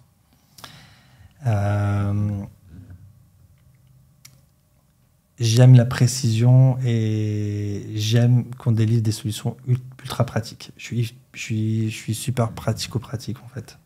Okay. Les grandes phrases du type il faut que nous accompagnions la transformation des métiers à 2030. C'est vrai, mais moi, elle ne me suffit pas. C'est là, quel chantier on met derrière, quelles mesures, comment on fait, ça ressemble à quoi. Souvent, je dis à mes équipes, maintenant ils le savent, mais moi, j'aime pas qu'on me dise j'imagine un projet, notre projet va faire que dans. Ça, c'est une version chef de projet. Moi, ma version UX, c'est OK, bon, moi, collaborateur, conseiller clientèle, comment je consomme ton parcours. Toi, tu as imaginé un projet, mais moi, je consomme comment ? C'est quoi mes différentes étapes en tant que collaborateur ? Je vais passer par quoi ? Ensuite par quoi ? Ça va m'amener quoi ? Qu'est-ce que j'ai doublé comme compétences ? Et pourquoi ? Et si pour moi le parcours de l'utilisateur final il est clair, ok, mon exigence elle est là-dessus. Ok. Voilà. Je pense que tu fais une super transition sur le sujet de parcours. Ouais, effectivement, tu l'avais cité un petit peu tout à l'heure, et c'est vraiment le point, je trouve, extrêmement fort qui nous a sauté aux yeux dans nos premières discussions. C'est que effectivement, on prend l'habitude, c'est plutôt on a un outil, on va choisir un outil, il nous faut un CRH, on va choisir un outil, Puis sur cet outil, on va mettre un process qui correspond à peu près à l'outil. On a en gros le choix de 2-3 scénarios. Et puis après, le parcours, il dépend du process. Il est fait un peu par défaut. Et toi, tu as inversé cette tendance. Et en fait, on est curieux de savoir, de creuser un peu ce sujet, de savoir comment tu l'as amené aussi auprès de ton COMEX, tu vois, de dire, en fait, les gars, moi, je vais pas faire comme on fait d'habitude, je vais faire autre chose. Comment est-ce que tu l'as creusé, d'où ça vient, et comment est-ce que tu peux aider d'autres DRH ou chefs de projet RH à avoir ce réflexe-là, quoi. Alors... Vous avez 4 heures, Yeltsin. Ouais. En fait, j'ai pas réussi à convaincre mon COMEX parce que j'avais pas besoin de les convaincre. Ok. Voilà. J'ai expliqué que je voulais créer une nouvelle stratégie, très UX, mon Dieu, on te fait confiance, tu peux y aller. Et comment ça se fait ? Qu'est-ce qu'il y avait en prérequis pour qu'ils te disent on te fait confiance, on peut aller, et pas plutôt on va le tester. Il y a un marqueur. Il y a un marqueur fort. Il faut que je vous parle d'un projet, c'est un projet d'onboarding. Si je vous en parle pas dans le détail, c'est celui-là qui était structurant. Okay. Parce que comme il a été une réussite, et j'ai dit, voilà, ce qu'on a fait dans l'onboarding, c'est ce que je vais faire dans tout l'ensemble des parcours à SIRH. La même vision, UX, UI, émotion. Le parcours d'onboarding, Ulysse, tu signes ton contrat en Caisse d'épargne de France aujourd'hui, tu arrives dans 3 mois dans l'entreprise. Donc tu signes ton contrat aujourd'hui en électronique. Le lendemain, tu reçois un texto déjà pour te féliciter de la signature du contrat. Et tu reçois un lien pour télécharger l'application qui s'appelle Accueillez-moi. Accueillez-moi, tu télécharges l'application et sur ta période de pré-boarding, entre le moment où tu as signé le contrat et tu arrives, donc il se passe 3 mois, tu as déjà quitté ton entreprise, tu es de moins en moins attaché à ton entreprise, mais ça ne veut pas dire que tu es encore attaché à mon entreprise, à moi, à la Caisse d'épargne. Et pendant ce no man's land-là, il faut maintenir le lien. Ton ancien employeur, il le fait rarement, et moi, je souhaite le faire. Pourquoi ? Parce que c'est ma stratégie user-centric, et parce que aussi, entre-temps, quelqu'un d'autre peut venir te débaucher sur ce laps de temps. Et c'est pas impossible, on l'a déjà vécu. Et donc, effectivement, je captais ton dossier administratif, mais c'est pas suffisant pour moi. Toutes les semaines, tu vas recevoir 2 notifications. Chaque notification t'amène à un jeu dans l'application mobile. Il y en a 40, des étapes. Et chaque jeu, ça va être un puzzle, un relié, un déplacé. Ça va être des quiz, des jeux à gratter, tout ça en digital. Donc, les 40 étapes sont à chaque fois des expériences différentes. Et à chaque fois que tu joues, ça ne va jamais dépasser 2 minutes 30, le jeu, mais tu vas découvrir notre modèle, notre organisation, tu vas avoir une vidéo du DRH, tu vas voir en réalité augmentée le bureau dans lequel tu vas travailler demain, tu vas voir notre jargon, nos valeurs ESG, tout ce qui est autour du RSE, de la RSE, pardon. Tu vas pouvoir découvrir nos métiers, les parcours de formation. Pendant 3 mois, on va maintenir le lien. Et derrière ce lien-là, quand tu arrives à l'étape 28, 34, 39, etc., nous, on envoie, pour toi c'est invisible, mais nous, on envoie des notifications. On va envoyer à la direction IT, n'oublie pas de commander le PC portable de Ulysse, parce qu'il arrive, on est à J-8. J-5, n'oublie pas de commander le badge. J-2, on envoie un email au manager en disant Ulysse arrive, passe-lui un coup de fil et organise le petit déjeuner ou le déjeuner avec l'équipe. Donc on fait à la fois du process, à la fois de l'émotion. Pour toi, c'est transparent, toi, tu t'es juste amusé. Ça, c'est notre valeur d'onboarding. Très UX, très UI, tu as appris, tu t'es amusé et nous, on a travaillé nos process. Notre parcours, il est là, parcours émotionnel, le jeu. Derrière, j'ai mis le process où j'ai sécurisé tout, invisible pour toi. Et l'émotion, parce que les messages sont personnalisés, etc. etc. Mais le process est un moyen et pas la finalité. Ah oui, mais c'est tout le temps. Ça, c'est ma façon de voir les choses. Il y en a d'autres, c'est plutôt d'abord le process. Moi, c'est d'abord le parcours. Et après, je processise. Et en pratique, si on fait dans l'inverse, c'est pas bon. En pratique, par rapport à ces 40 mini-jeux de... Donc en pratique... Combien le font vraiment ? On a 97% qui vont au bout, qui arrivent au niveau 40 ? Ouais. Ils y vont parce qu'on a des marqueurs et quand ils y vont pas, là, il y a le RRH qui reprend le relais. Il reçoit 10 notifications. Il reçoit une notif en disant Ulysse c'est pas connecté, il n'a pas fait ses trucs. Et donc on l'appelle, on dit voilà, tout se passe bien dans ton parcours, n'oublie pas de le faire, c'est important, etc. On redonne du sens. Mais en fait, ils le font assez naturellement pour 2 raisons. Parce que c'est hyper ludique, c'est hyper rapide. Et parce que le jour où il arrive dans l'entreprise, Ulysse, il se dit je connais son modèle, son organisation, ses métiers. Si je croise quelqu'un, je sais que lui, il est directeur parce que j'ai vu la photo. Ah, c'est lui le DRH parce que j'ai vu. Les espaces, je les ai vus en 3D, j'ai pu naviguer. Enfin, c'est même pas de la 3D, c'est de la réalité augmentée. Il est plus à l'aise quand il arrive. Et donc ça ce dossier-là, on a même gagné un prix là-dessus, mais ça a été le marqueur entre parcours, process, UX, UI, émotion.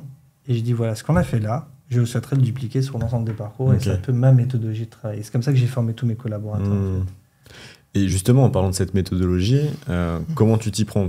Tu pars sur l'onboarding, tu fais quoi ? Tu fais une roadmap, tu fais des ateliers, tu fais des tests, comment ça se passe ? On est passé par des moments très compliqués. Hein. On a fait des ateliers avec les nouveaux onboardés en disant comment s'est passé votre onboarding.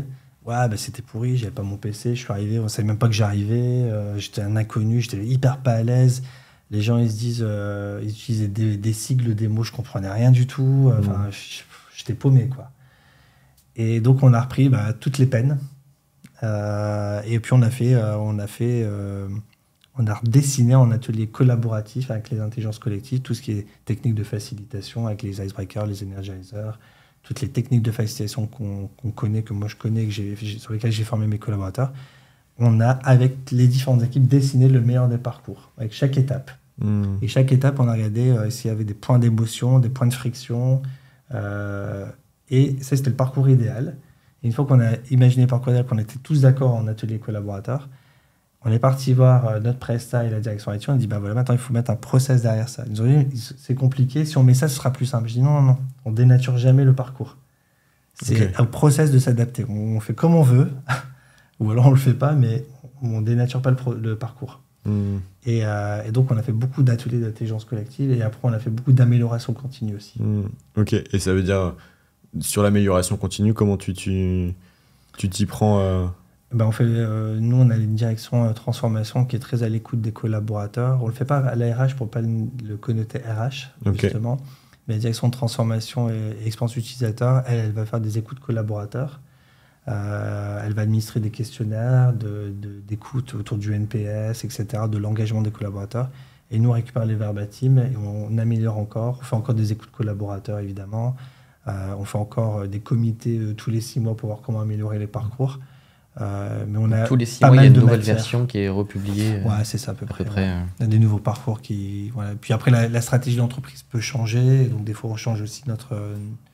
Et puis il y a des infos qui deviennent aussi obsolètes, qu'il faut réactualiser. Des nouveaux métiers qui se créent, etc. Voilà. Ok. Et comment tu gères j'ai 2 questions par rapport à ça. Parfois, il y a aussi un peu de pression du style, t'es peut-être pas arrivé avec ce legacy-là, mais si tu devais arriver dans une boîte avec ce legacy, nous, on a pu observer parfois une roadmap qui a été décidée. C'est on va développer un processus d'onboarding et puis on va le déployer sur 50 000 personnes, parce que la boîte, elle est énorme. Comment est-ce que tu t'y prendrais pour peut-être t'assurer que tu fais les bons tests, t'assurer en fait que tu reprends la main sur on va définir un parcours, faire vraiment des ateliers collaboratifs, pas forcément rusher dans le côté ok, il faut absolument tenir une deadline qui est hyper courte, mais en fait on sait pas si ce qu'on va déployer il va être vraiment user-friendly. Comment tu t'y prends ? Je comprends que c'est pas ton contexte aujourd'hui, parce que tu as eu... Je l'ai eu un peu il y a 5 ans. Tu l'as un peu, ouais. Je l'ai eu un peu il y a 5 ans. En fait, mon argument, ça n'a jamais été de dire, et ce que je dis à mes équipes, il ne faut pas dire que c'est la méthodologie de la RH ou de la transformation qui était mon ancienne direction. Il ne faut pas dire, moi je sais faire de l'UX, donc j'ai raison.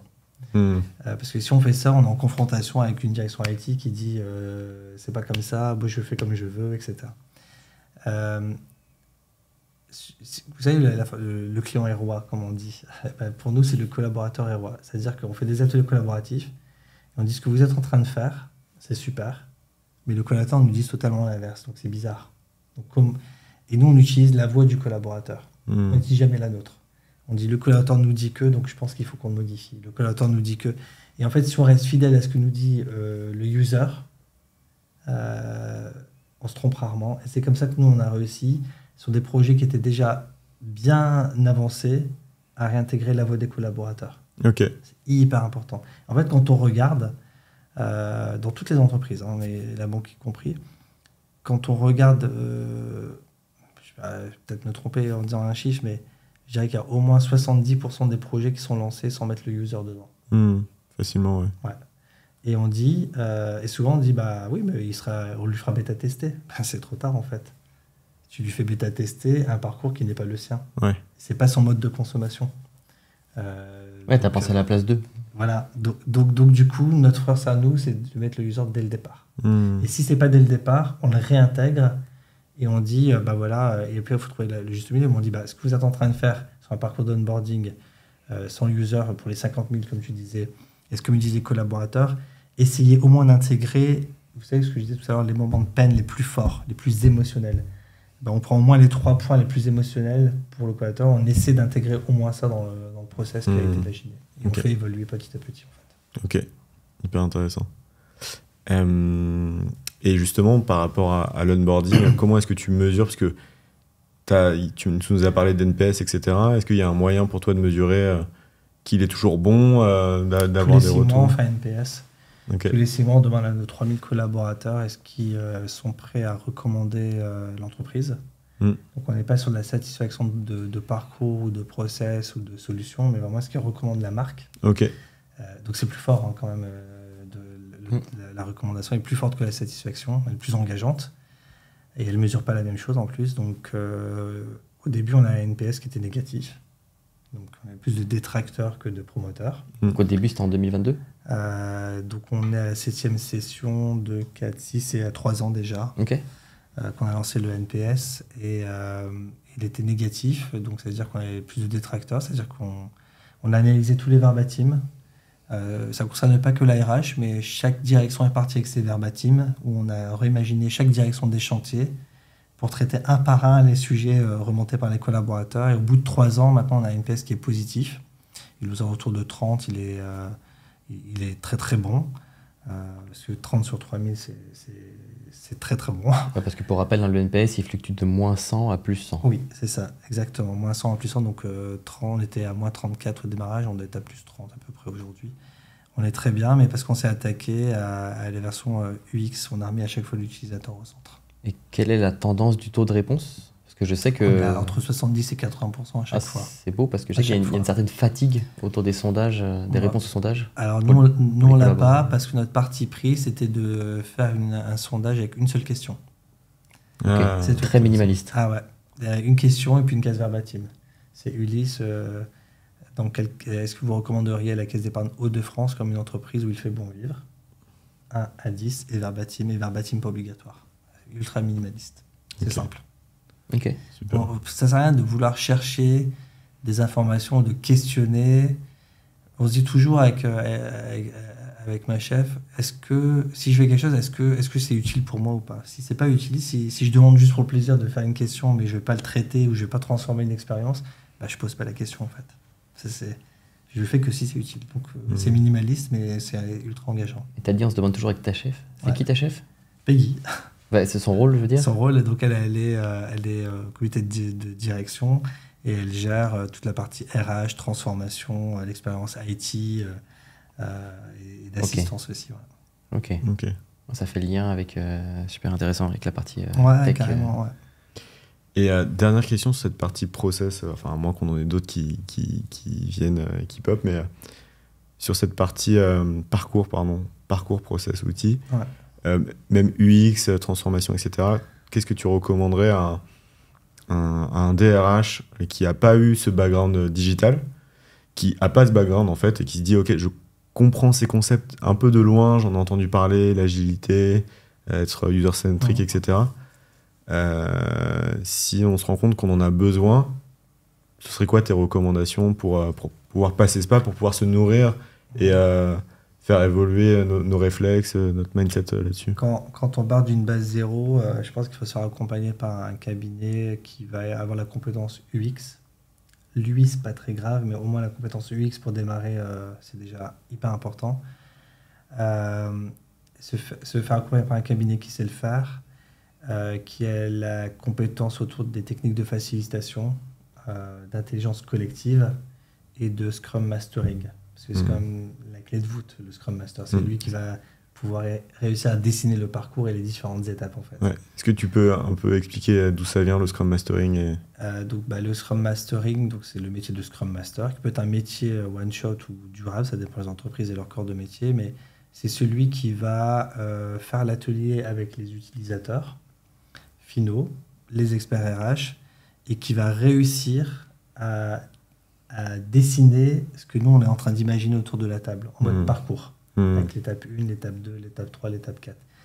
Et c'est lui qui va réussir à en faire une copie finale, en fait, ce qui est ultra compliqué. Et donc, mon conseil, c'est de se faire accompagner et petit à petit, de réaliser des réussites et d'essayer d'internaliser cette compétence. Est-ce que ça devient un métier? Est-ce que c'est une compétence intégrée dans un métier? Ça, c'est propre à chaque entreprise. Mais il y a vraiment ces 2 étapes qui sont importantes. Ok. Donc, un peu s'inspirer de ce qui s'est passé en transformation digitale et de l'intégrer à la RH. Ok. Ouais. Ok. Bah, ça tombe bien. Je pense que c'est aussi pour ça qu'on a connecté, parce que comme tu le sais, Nicolas et moi, on était spécialisés plutôt en transformation digitale. Il était d'une fois, j'ai été Scrum Master. Ben voilà. Okay. Mais est-ce que je l'ai bien défini, du coup? Ça va, ça va. Les puristes ont peut-être un peu eu des frissons dans le dos, mais... J'imagine. C'est une transposition de l'écosystème RH, donc c'est pas, le parallèle n'est pas... c'est ça, on peut pas avoir le même parallèle que la transfo digitale ou de Scrum Mastering dans l'IT. Mais c'est le garant du cadre méthodologique qui Exactement. s'assure que les pratiques soient respectées et que ça avance dans le, je mets des guillemets, mais le bon sens. Dans le bon sens, tout à fait. Ouais. Ouais, non, c'est clair. Mais effectivement, on a une conviction vraiment très forte, c'est que tous ces pratiques-là qui ont permis à des départements d'énormément innover, de sortir des super outils digitaux, en fait, les DRH, il faut absolument qu'ils puissent en bénéficier. Et même, j'irais même plus loin, personnellement, j'ai le sentiment que les DRH qui prennent ce pas-là aujourd'hui vont avoir un avantage compétitif par rapport à leurs concurrents aussi. Parce qu'encore une fois, si tu proposes une super expérience employée, si tu proposes même la meilleure expérience employée dans une industrie donnée, donc là par exemple pour la banque, mais ça peut être pour d'autres choses, dans l'industrie, dans la pharma, etc. Si dans cet écosystème, on sait que c'est dans ta boîte que en fait, il fait le meilleur vivre, que c'est l'entreprise qui est la plus moderne, etc., en fait, les gens vont avoir envie de te rejoindre. Et à l'inverse, si on sait que c'est dans ta boîte où en fait, il fait le moins bon vivre, là, en termes de recrutement, en termes de marque employeur, etc., c'est beaucoup plus dur. Et du coup, on pense que ça peut avoir un impact énorme. Et ça peut aussi positionner la direction RH au centre de la stratégie de l'entreprise et qu'en Comex, on se dise vraiment, voilà, un peu comme toi, tu as réussi à le faire, c'est quand le DRH parle et demande soit du budget, soit du temps, soit des moyens de manière générale, on lui dit, écoute, je te fais confiance parce qu'on sait que tu vas le proposer de manière moderne, tes chantiers. Donc, ouais. Je partage totalement, avec la subtilité que si le DRH d'aujourd'hui ne fait que attirer, recruter, former et fidéliser, c'est pas assez. Qu'est-ce qu'il faut en plus? Parce que le collaborateur en face de nous, lui, il attend qu'on l'accompagne dans son moment de vie, au moment d'un divorce, au moment d'un mariage, au moment où il devient parent, au moment où il devient malade, au moment où il déménage, au moment où il va devenir manager, au moment où il va devenir aidant. Et quand il a ces moments de vie-là, il y a forcément un impact où le DRH a besoin d'être présent. Quand il est aidant, réponse QVCT avec un programme aidant. Quand il déménage, est-ce que je renégocie mes accords mobilité avec mes élus pour accompagner ce changement-là? Quand je deviens parent, c'est un moment émotionnel très fort, comment moi je l'accompagne aussi. Quand je divorce, comment ça fonctionne au niveau de l'accompagnement RH, etc. Et en fait, il faut qu'on attire, il faut qu'on recrute, il faut qu'on forme, il faut qu'on fidélise, mais c'est pas assez. Il faut qu'on accompagne aussi. Sur tous les moments de vie. Voilà. Et justement, j'avais une discussion avec quelqu'un avec qui je travaille en RH hier et qui disait, en fait, il manque, parfois, c'est pas forcément facile d'avoir cet aspect à la fois chef de projet et à la fois cet aspect humain. Comment est-ce que toi tu fais le parallèle? Comment est-ce que l'un nourrit l'autre dans ce que tu dis, et comment est-ce que ces méthodologies peuvent aussi accentuer cet aspect humain qui est hyper important? C'est une question hyper compliquée. Moi, c'est mon essence même, en fait. Moi, je suis construit comme ça, c'est-à-dire que je capte tout à travers l'humain, d'abord. Mais donc, je ne sais pas répondre à cette question, mais en tout cas, il faut savoir le mettre au centre de tout. Okay. Je vais plutôt le dire comme ça. Mais moi, c'est mon marqueur. Je raisonne d'abord comme ça, et après, j'écris le parcours derrière, ensuite les process, et ensuite j'industrialise. Mais c'est toujours d'abord le user, mais C'est pour ça qu'à chaque fois que je discute avec mes collaborateurs, quand ils me parlent d'un projet encore aujourd'hui, ils me disent voilà, on est en train de lancer un projet qui s'appelle Innov TRH. L'idée, c'est de lancer aux 3000 collaborateurs un concours d'intelligence collective où il y aura du coup, des scrums qui vont être garants de la méthode, des facilitateurs, etc., qui vont accompagner des équipes qui se seront auto-créées pour imaginer des dispositifs qui vont innover la RH. Et ils me présentent le projet, je dis je comprends, mais moi, quand c'est en agence, je le consomme comment ton projet? Et j'ai toujours cette vision, en fait. C'est une bonne question, ouais. Et moi, quand on sait répondre, quand on sait répondre à cette question, souvent je dis ça, et la deuxième question, c'est moi, j'arrive demain, 9h, j'ouvre mon agence, je fais comment?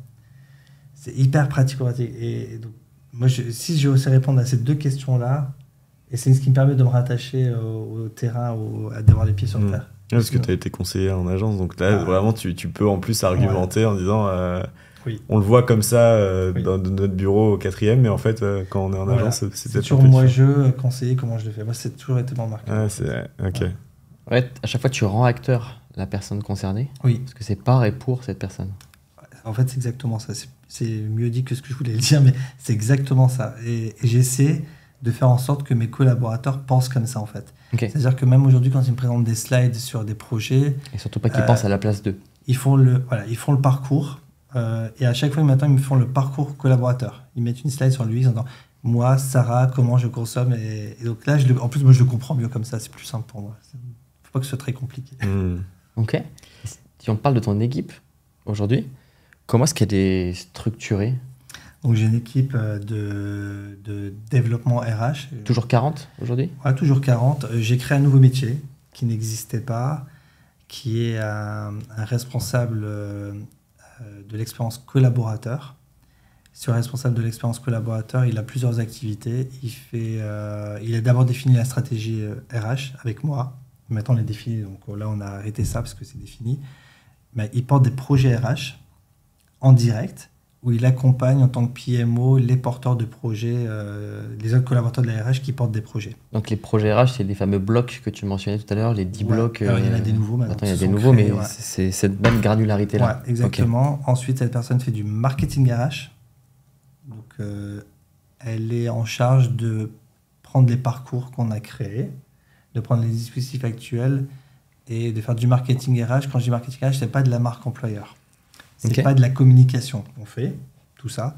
C'est du marketing RH. C'est comment je peux utiliser les codes du marketing, du référencement, du SEO, du retargeting, des campagnes SMS, des campagnes emailing, ce qu'on fait dans le marketing, comment on peut l'intégrer dans la RH pour faire vivre une émotion sympa sur les 40 moments de vie qu'on a pu trouver et imaginer. Ok. C'est ça la stratégie. Et quand tu recrutes ce genre de profil-là, donc responsable de l'expérience employée, plus les casquettes annexes que tu nous as partagées, tu vas chercher quoi? C'est quoi comme type de profil que tu vas chercher? Donc là, du coup, c'est la personne qui occupe le poste aujourd'hui, elle vient de changer, elle vient de passer manager à la RH, mais je vais décrire son profil là, parce qu'il y avait trop de profils type. Okay. C'est quelqu'un qui est communicant, qui est hyper agile, qui est très user-centric, quelqu'un qui a plutôt une belle plume, quelqu'un qui sait faire de la chefferie de projet, et quelqu'un qui soit connaît de près ou de loin les codes du marketing, et si elle ne les connaît pas, elle sait travailler en transversalité pour faire avancer des projets. Donc, c'est un mouton à 8 pattes. C'est exactement ce que j'allais dire. Et est-ce que tu as des convictions sur où se trouve ce genre de profil? Si tu dois aller les chasser, par exemple, tu te dis, ok, je vais aller les chercher où? Dans quel environnement de travail? Souvent, c'est très compliqué qu'une personne qui est un master RH ait ces compétences-là. Celui qui a un bon master RH, il a des très bonnes compétences RH, mais il n'a pas ces compétences-là parce que ce n'est pas ce qu'on apprend dans un master RH, malheureusement. Et puis, pas aujourd'hui. Pas aujourd'hui. La dynamique de société a changé, mais elle n'est pas soutenue par les formations, pas encore. Par contre, on peut ajouter quelques formations pour les compléter. Souvent, ce genre de profil, on les a maintenant de plus en plus dans des chefs de projet expérience collaborateurs, dans du marketing. J'ai remarqué que les chefs de projet marque employeur sont plutôt sur des réseaux sociaux, sur de la communication. Or, moi, ma stratégie, c'est pas que des réseaux sociaux et de la communication, c'est vraiment de faire des opérations de marketing. Oui. Vraiment. Les codes du marketing, comment on fait un emailing, du retargeting, du référencement, du SEO, c'est pas que de la communication, c'est des vraies techniques de market. Ouais. Donc, par exemple, les notifications que tu envoies, c'est les mêmes notifications qu'un client de la caisse d'épargne pourrait recevoir. Donc c'est vraiment, c'est un aspect marketing, business et UX. Ouais. Ok, hyper intéressant. On a fait 1 sur 40. Et après, du coup, comment est structuré le reste de... Et donc après, on a donc une équipe qui s'occupe du développement RH et de la gestion de carrière. Ok. Donc on a la partie gestion de carrière et recrutement. On a une équipe qui s'occupe de l'ingénierie, formation, développement des compétences. Ça, à chaque fois 5-6 personnes dans ces équipes. La première, c'est à peu près une douzaine, la deuxième, à peu près une dizaine. Ok. Ensuite, on a donc le responsable de l'expérience collaboratoire qui est rattaché au DRH. Ok. Pour assurer une transversalité dans l'ensemble des autres départements. Pour donner aussi du poids au marketing RH, c'est important. Pour pas que ce soit noyé dans un département ou un autre. Et après, on a les affaires sociales et le SIRH. Dans les affaires sociales, on a le dialogue social avec les élus. On a la paye et on a le SIRH. Et dans le SIRH, on a des activités autour des études, du SIRH, de l'IA et des projets d'innovation. C'est là où on retrouve le super développeur. Ouais, c'est là où est le développeur. Avec la surcouche au SIRH, ok. Exactement. Donc ça aussi, c'est tout ouais, c'est tout. Et puis ça se fait 40 eux, ils sont, personnes. ok, eux, ils sont une 15-20, du coup, à peu près. C'est ça, à peu près, ouais. Ok. Et le recrutement, c'est à côté. Le recrutement, donc on a nos chefs de projet recruteurs qui sont recruteurs à 100%. C'est-à-dire qu'on n'a pas des chefs de projet qui font... Le recrutement n'est pas une activité.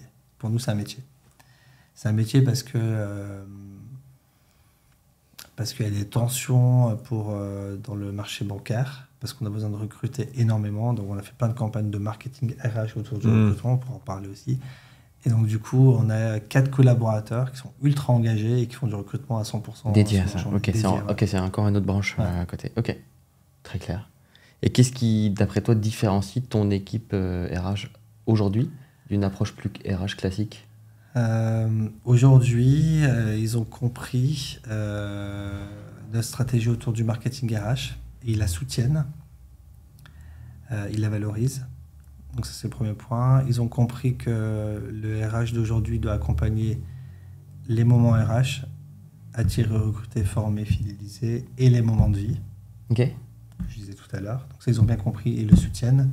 Quand je dis ils le soutiennent, c'est quoi ? C'est-à-dire qu'on a des formations qui vont en faveur, on a des programmes QVCT qui vont en faveur, on a des conférences qui vont en faveur, on a le CRH qui est aligné à notre politique RH, on a notre marketing RH qui accompagne les moments RH et les moments de vie. Et il y a tout un alignement. Donc là, ils l'ont bien compris et ils le travaillent. Et voilà, donc ça, c'est ça les différences. Ok. Voilà. On a mis 2 ans, mais aujourd'hui, ils sont plutôt alignés là-dessus et ils le portent. Ils incarnent forcément. Ça a mis 2 ans pour toi. Oui, c'est ça. Arriver à maturité oui. et à tourner à plein régime. Ouais. Et ce qu'on essaie de faire maintenant, et ça va prendre un peu plus de temps, mais c'est parce qu'on se lance des défis.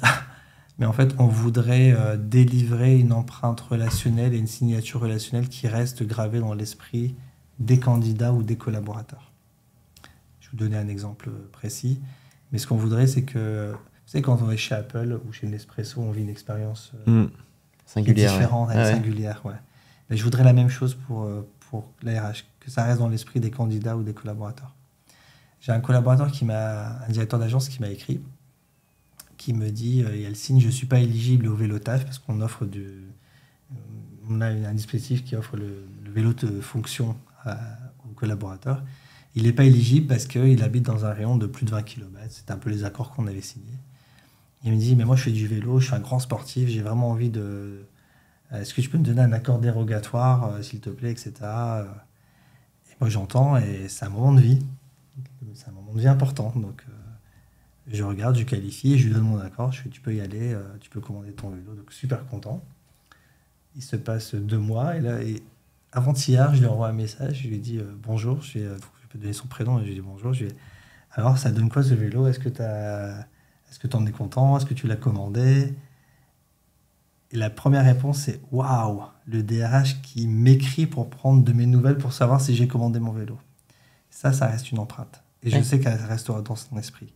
Et ce que je souhaiterais, c'est juste un exemple pour schématiser, mais je souhaiterais qu'on utilise nos moments de vie pour délivrer cette empreinte et qu'elle soit gravée dans l'esprit des gens, en fait. Oui. C'est ce qu'on aimerait travailler maintenant. Ok. Hyper intéressant. Ouais.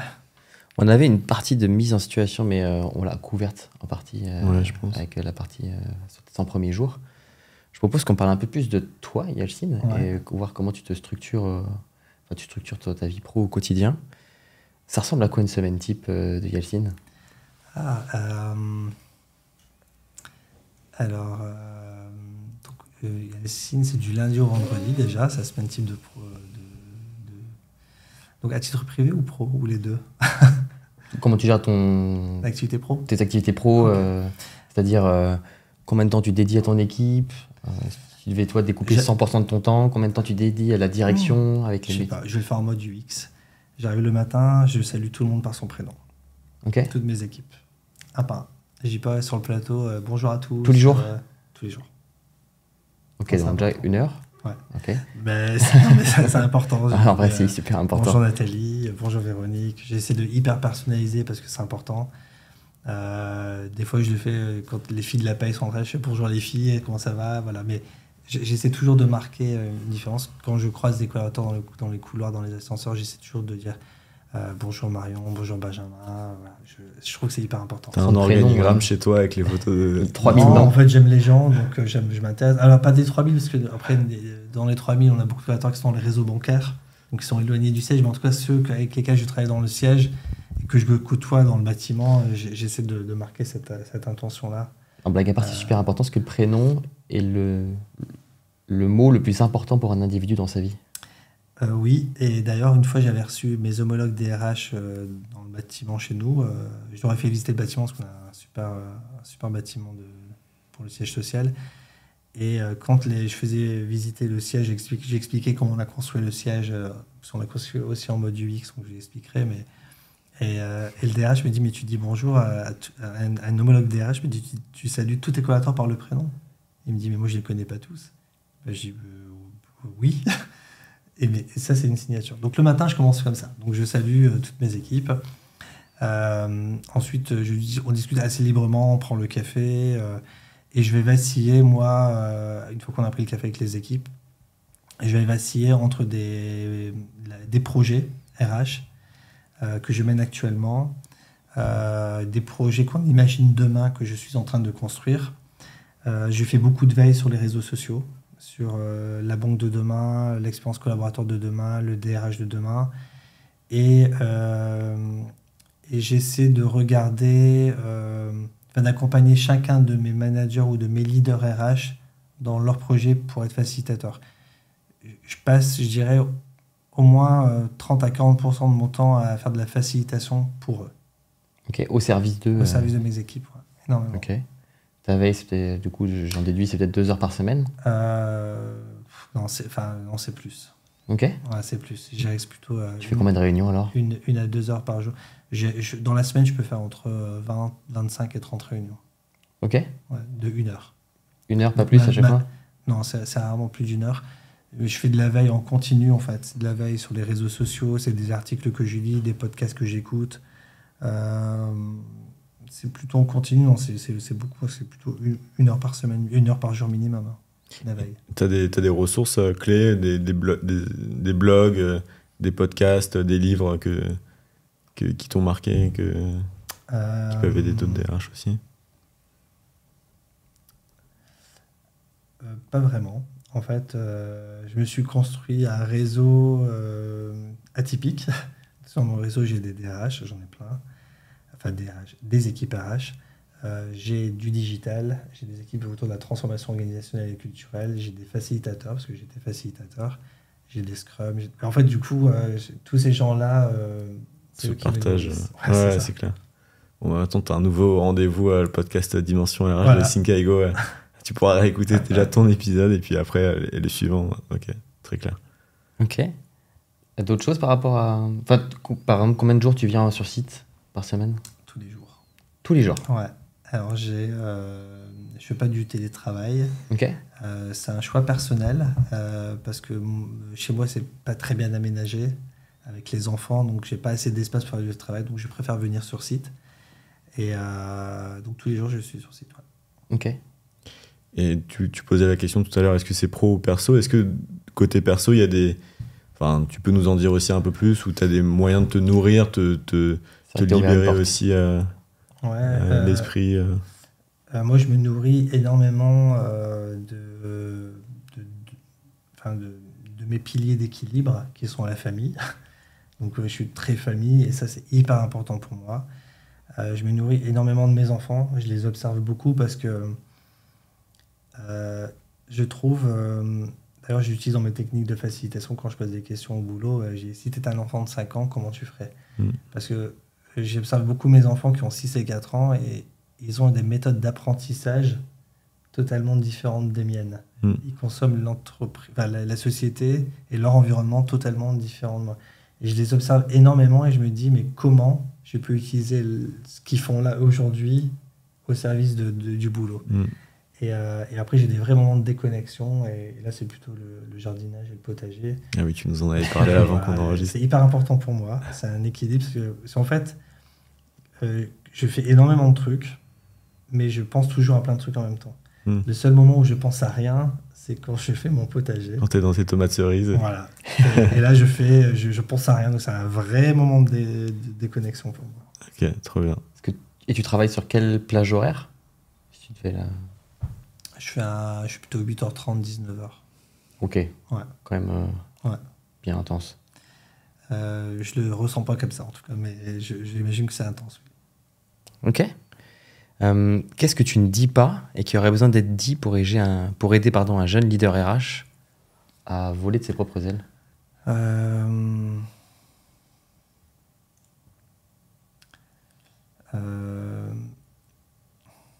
Je pense que tout n'est pas une question de parcours, de process ou de méthodologie. Tout ça, tout ce que j'ai dit, c'est vrai, c'est bien. Mais si on ne l'incarne pas, si on n'a pas le sourire, si on n'est pas proche des gens, si on ne s'intéresse pas aux personnes, aux femmes et aux hommes qui composent l'entreprise, si on ne mène pas des combats tous les jours et si on n'a pas des convictions, tout ça, ça reste qu'une méthodologie.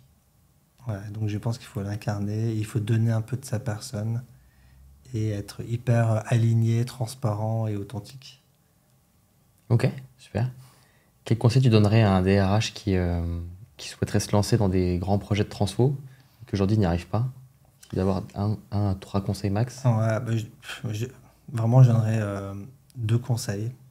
Un, c'est de se faire aider soit en interne ou en externe. Tu disais tout à l'heure. Clair. Et 2, d'avoir au moins un mentor. RH, avec qui échanger. Ok, une sorte de sparring partner. Ouais, c'est ça, un mentor RH, peut-être soit pour faire du co-développement ou soit pour l'aider, le guider, l'orienter, le faire réfléchir différemment, mais en tout cas ne pas être seul. Parce que souvent, le DRH, il est souvent seul. Le DRH, il est des fois dans des comités de direction et des fois pas. Quand il n'est pas, c'est compliqué parce que quand il n'est pas, il y a un comité de direction et s'il n'est pas aligné, ça peut être compliqué. S'il est aligné, tant mieux. Mais un DRH ne peut pas parler avec ses pairs directeurs parce qu'il est DRH, donc il est forcément à part. Le DRH, c'est quand même celui qui a le pouvoir. Hein. Enfin, il a le pouvoir de la rémunération, il a le pouvoir de la formation, il a le pouvoir de la gestion de carrière. Donc il sera toujours à part. Et le DRH ne peut pas non plus tout dire à ses équipes. Donc le DRH est assez seul. C'est pour ça qu'en règle générale, le collectif RH, les gens qui sont DRH en tout cas, ont un collectif qui sont assez puissants. Parce qu'on partage le même singe sur l'épaule, en fait, quelque part. Ouais, les mêmes galères. Voilà, c'est ça. Okay. Et on peut se les partager entre nous. Donc, mon conseil, ce serait d'avoir un mentor et de faire partie d'un collectif dans lequel on peut se nourrir, discuter, etc. Okay. Quel a été pour toi le plus gros échec pro dans ce que tu as tenté de mener, mais qui n'a pas amené les résultats que tu attendais? À la RH? Ouais. Ou globalement Plutôt un TRH? Alors, plutôt à la RH...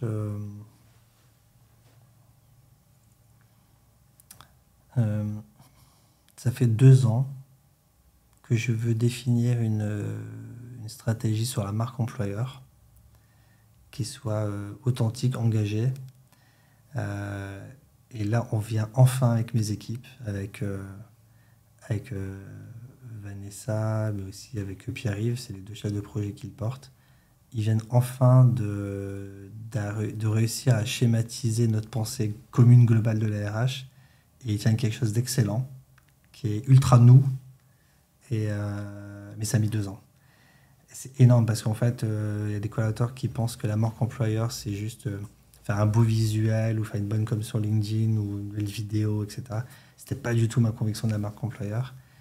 Et j'avais quelque chose, mais je n'arrivais pas à le définir clairement et c'est très, très compliqué pour moi. J'y arrivais pas. Et ils ont réussi à schématiser la pensée, à rentrer dans mon esprit et à faire de mon idée leur projet et leur livrable. Et c'est ce qu'ils sont en train de faire, c'est excellent. Ok, top. Voilà. Bon, ça finit par un truc sympa. Quel ascenseur Ça a émotionnel. pris 2 ans. Ok. Et comme je disais, mon delivery, comme il est plutôt à 9 mois, c'était compliqué pour moi d'attendre 2 ans. Ouais. C'est-à-dire qu'on partait de 3 mois à la base. J'ai pris sur moi, quoi. Voilà. Ok. J'ai écouté mes équipes pour le coup. Quel est après le conseil que tu donnes le plus? Souvent, ce que je donne, c'est d'être authentique. Ok. Voilà, parce que je trouve que ça fait peut-être le lien avec ça se perçoit énormément par les collaborateurs. Avec la prochaine question que j'avais pour toi, c'est qu'est-ce qui t'a permis d'arriver DRH d'après toi? Je pense qu'il y a 3 sujets. Ok. Le premier, c'est que notre comité de direction a bien compris que la RH de demain, c'était un RH où il fallait faire de la transfo. Faire de la transfo dans la RH pour accompagner toute l'entreprise dans sa transformation globale. Et ça, je sais faire. Donc, je pense que si je devais être nommé DRH il y a 10 ans, c'était d'autres compétences. Ouais. Et puis, je pense que c'était pas les miennes.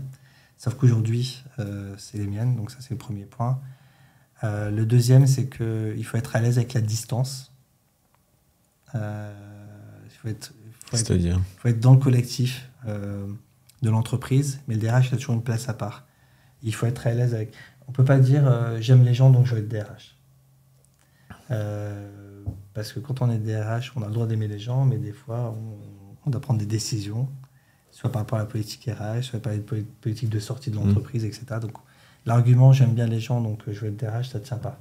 Donc, il faut pouvoir avoir cette place à côté et un peu distancié. Et il faut être à l'aise avec cette distance. Moi, j'aime bien. J'aime bien avoir cette distance, me retrouver un peu moi-même.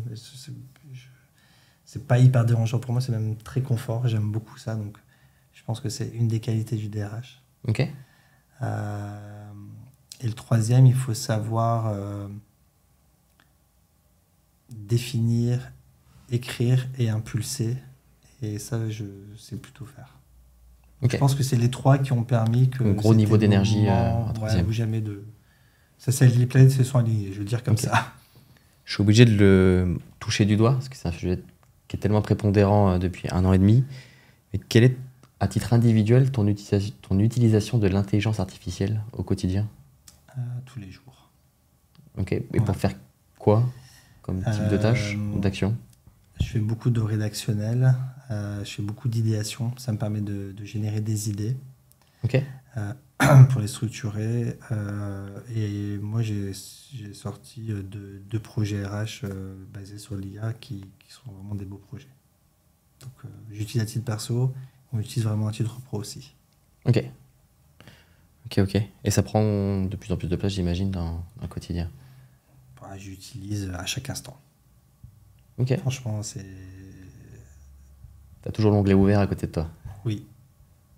Enfin, 1 fois par heure, j'utilise au moins 1 fois par heure. Ok, à ce point-là. À ce point-là, ouais. Donc là, tu as pris sur toi pour l'enregistrement de podcast. Merci, merci pour ça, Yalcine. Toutes les réponses sont générées par ChatGPT, en fait. Ouais, c'est le compagnon Yalcine. On arrive bientôt à la fin de cet épisode, très riche et très dense. On a un petit protocole à la fin où je vais te donner des débuts de phrases et je vais te laisser les finir. Voilà. Ok ? Je n'étais pas prêt. Ok. Ouais, mais personne n'est prêt. C'est ça la beauté. On ne veut pas que tu sois prêt de toute façon. Première phrase. Aujourd'hui, les équipes RH devraient... Aujourd'hui, les équipes RH devraient prendre soin d'elles. Ok, super. Demain, les DRH seront... Demain, les DRH seront des transformateurs. Ok. Le sujet chaud du moment, c'est... Le sujet chaud du moment...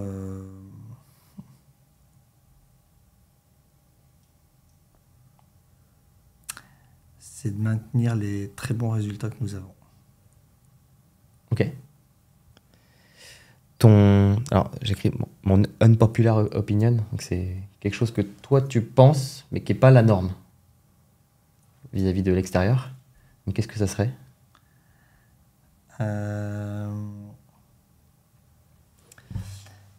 C'est le fait que je pense que le DRH de demain doit être un influenceur en interne, en externe et dans les réseaux, et c'est pas tout le temps partagé par mes pairs. Ok. Et la dernière, ta plus grande leçon en passant DRH, c'est c'est l'humilité. C'est l'humilité parce que moi je suis arrivé, j'ai appris le métier avec mes équipes, avec mes experts, mes leaders. Chaque collaborateur était utile et moi j'ai appris à leur côté. En fait, je trouve qu'on est un maillon de la chaîne. Moi j'ai apporté ce qu'ils n'avaient pas et j'ai appris à leur côté ce que eux savaient, donc l'humilité. Ok. Et dernière question de clôture, quel est plutôt le livre que toi tu recommandes ou tu offres le plus à ton entourage? Et pourquoi celui-là? J'ai lu le livre qui m'a marqué le plus. C'est un ancien livre qui concerne une autobiographie d'une femme ouïghour qui lutte pour sa population et qui explique comment elle lutte pour passer des messages, et surtout en tant que femme. Et je trouve que ce qu'elle fait, c'est même pas un dixième de ce que moi je fais. Je trouve que cette femme est très forte. Elle s'appelle Rebia Kader. Et donc souvent je recommande son livre. Comment s'appelle le livre? C'est son autobiographie. Ça ne me vient plus le nom, mais okay. Rebia Kader sur. Ok, tu t'en mettras le lien. Ouais. Ok, super. Si tu pouvais glisser, là je l'ai piqué à Mathieu Stéphanie, mais si tu pouvais glisser un conseil au jeune Yalcine qui sort de son BTS force de vente, qu'est-ce que tu lui glisserais à l'oreille avec toute l'expérience que tu as accumulée aujourd'hui? Je lui dirais, à 18 ans, j'avais mon BTS, enfin 20 ans, pardon, j'avais mon BTS, je lui dirais sois plus à l'écoute des autres. Ok, ouais, profond. Comment est-ce qu'on peut te contacter si on veut creuser notamment ton approche trade, tes parcours Essentiellement sur LinkedIn. Ouais, okay. C'est un vrai canal T'es actif, effectivement. Pour moi. Et je réponds, c'est pas très simple à tenir. J'essaie d'en faire une signature relationnelle, mais c'est très compliqué. Mais je réponds au moins à 80% des sollicitations. On n'est pas au SLA de 1 heure. Ouais. Non, c'est plus compliqué. C'est plus compliqué parce que j'ai énormément de sollicitations, mais j'essaie de répondre au moins à 80% des messages privés. Top. Ok, super. En tout cas, c'était super content de t'accueillir pour cette session. Merci pour votre confiance, c'est un super plaisir aussi. Je te laisse le mot de la fin, Uli, si tu veux. Ouais, que dire. En fait, voilà, donc c'est la première édition de podcast Dimension RH de Syncaigo. On est extrêmement contents. On a envie d'accueillir des personnes qui pensent les RH aussi différemment, qui apportent quelque chose de différent. L'objectif, c'est vraiment de nourrir les gens qui nous écoutent, et parce qu'on est convaincu que en fait, le futur des entreprises sera de plus en plus RH et que ce département va prendre de plus en plus de place. Et du coup, on aimerait bien essayer de creuser pourquoi. Donc, encore une fois, merci Yalcine. On va continuer la journée ensemble. Je crois que tu vas nous aller dans tes locaux. T'es super fier de tes locaux. On va rencontrer ton équipe et tout. Donc, on est vraiment impatients. On va juger cette UX si bien vendue. Ouais, c'est clair. C'est aussi une bulle d'oxygène pour nos semaines et nos missions auprès de nos clients. Donc voilà, on va finir là-dessus. Ouais. Merci beaucoup à tous. N'hésitez pas à mettre un like et un commentaire si vous avez des questions, si vous avez des remarques, s'il y a des moments qui vous ont plu, à vous abonner aussi. Ce sera avec plaisir. Et puis, on va continuer ce projet de podcast parce que déjà, ça nous enchante. Ça fait 2 ans qu'on se dit qu'il faut qu'on fasse ça. Et là, on le lance, donc on est vraiment ravis. Voilà, à la prochaine, Déco. Merci. À la prochaine, merci.